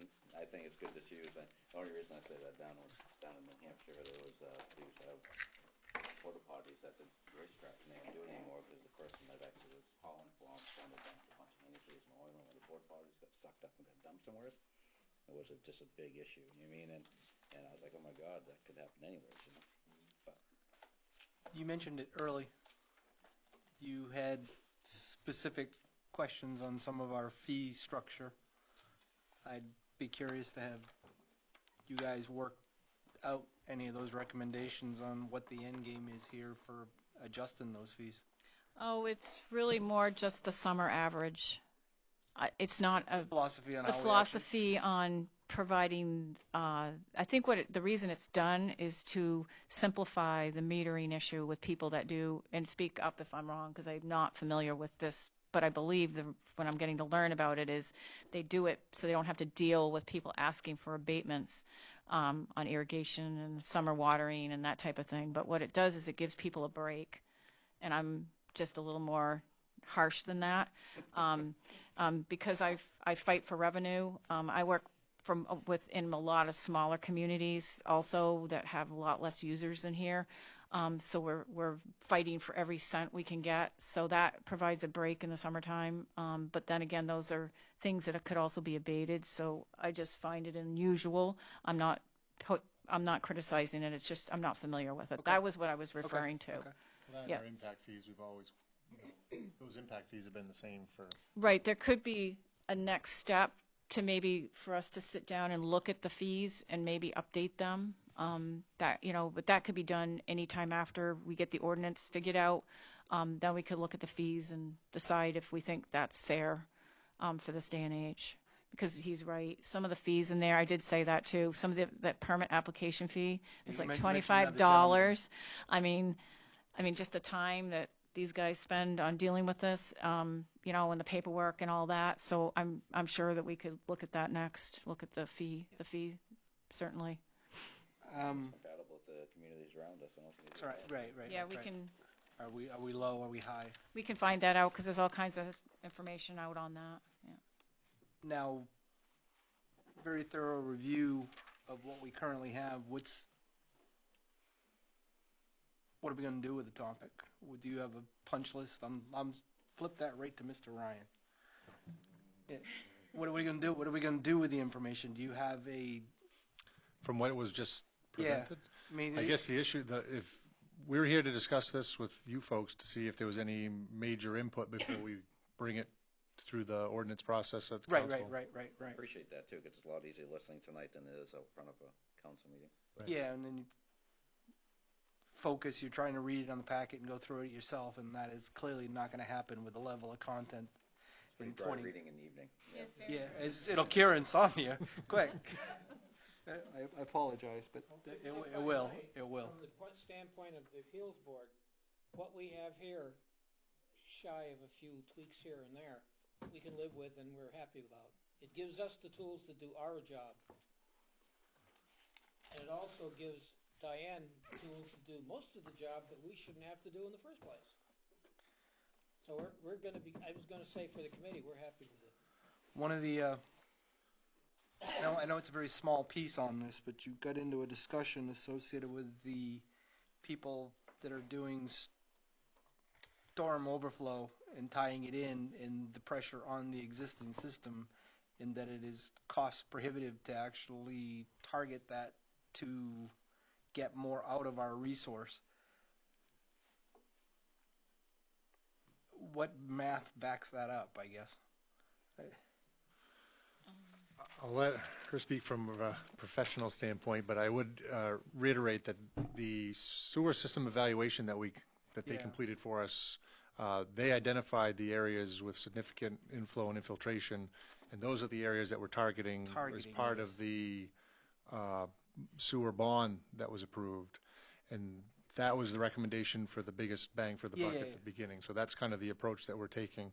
When it comes to the actual removal of individual roof leaders and, floor drains or whatnot, then, I mean, I've heard it. I couldn't reference, why that's stuck in my head, and I don't know if you can elaborate any more on that. I mean, just speaking from us looking as a engineering firm at a bunch of different towns and municipalities, it never pays to start with each individual. Right. There's the number of connections and the man hours to be able to sort this out. And I know, and there is a community that started with that, but that didn't do anything. So the approach is to get the sewer system first, and really after that, you hope that that's enough and you don't have to go there, because it just becomes almost impossible to get every single, source. Okay. Cross connections can be found, like cross connections between the street drains and the sewer system, which were so common back in the day. Yeah. But as far as somebody's sump pump in someone's basement, I have to agree, it's not that significant, number one, and trying to enforce something is almost impossible. Never give an order that you cannot obey. That's the first thing we try to teach second lieutenants. So once in a while it actually works.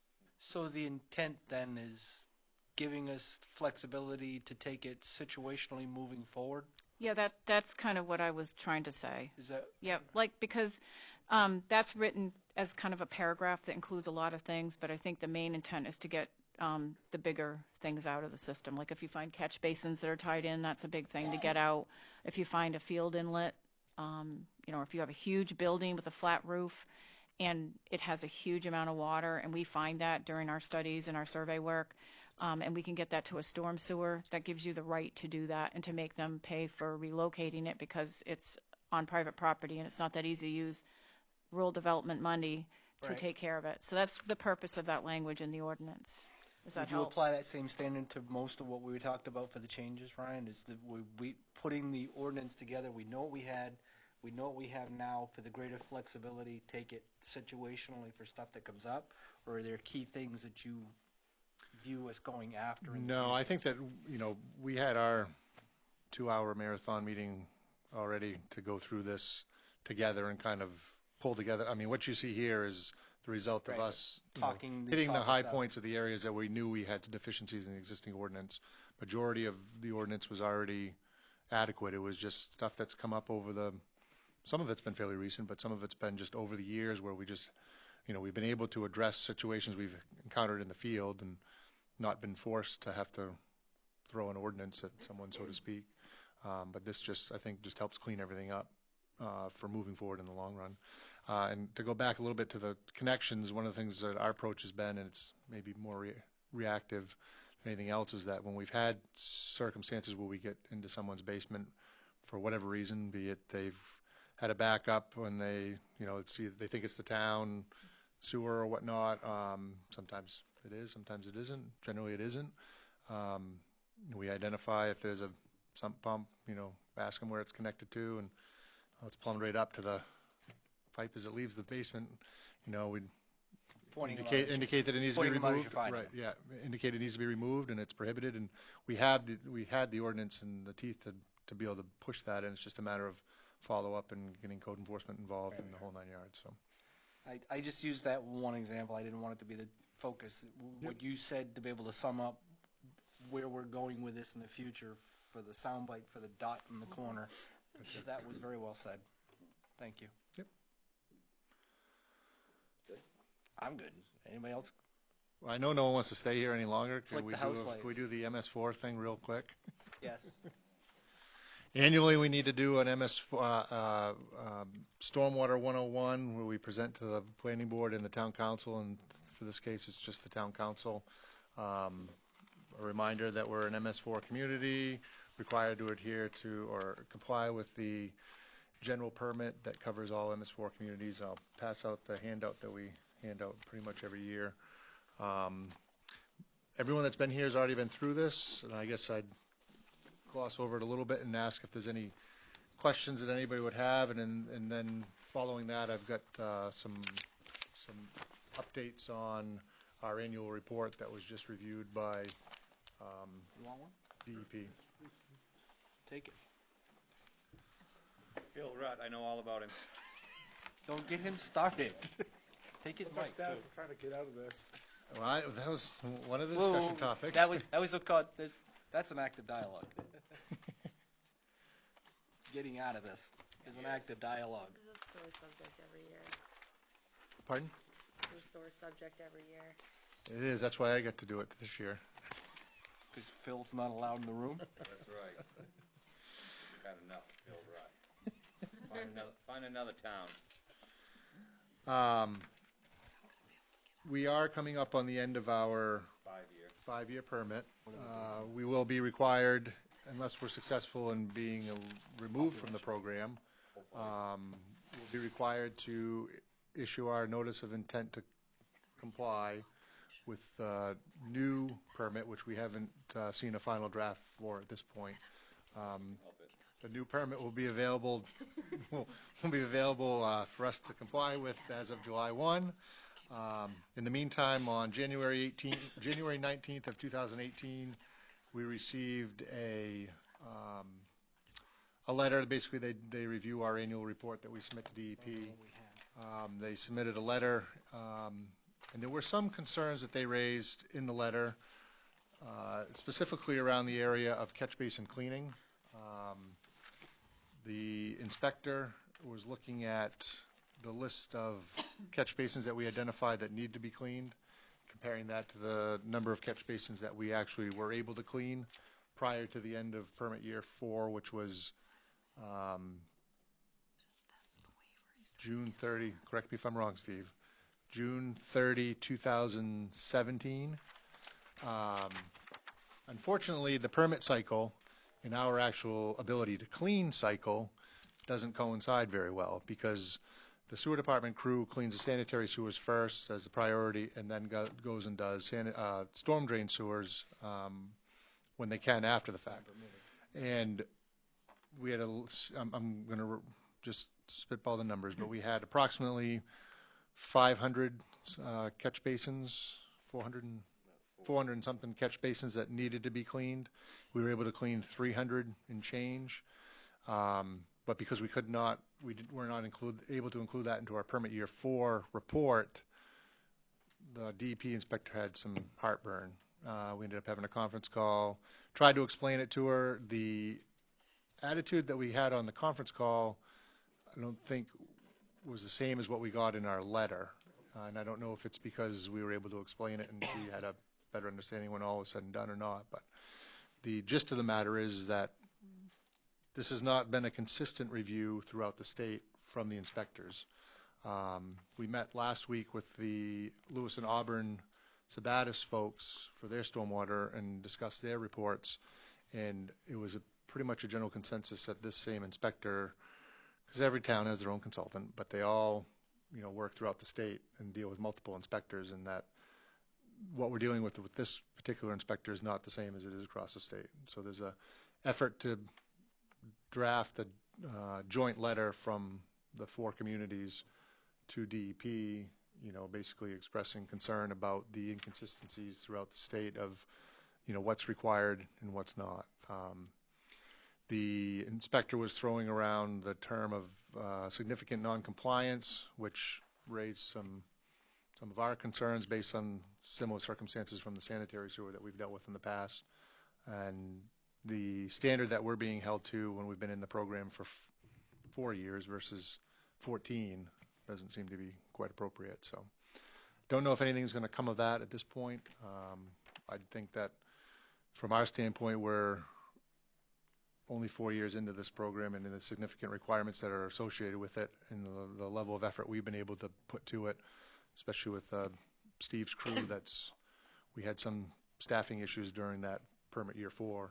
I mean, it's pretty much why we weren't able to accomplish as much in 1 year as we did this past year. If we were able to maintain the same pace we did this past year, we'd be all set, because we'd get, half, 2/3 in the fall, finish it up in the spring, and we'd be done within the permit year. But our schedule didn't work this time, and the inflexibility of the inspectors is kind of frustrating. So I don't know if anybody has any questions about the MS4. Do you know if you live in an urbanized area? If you're in the priority watershed.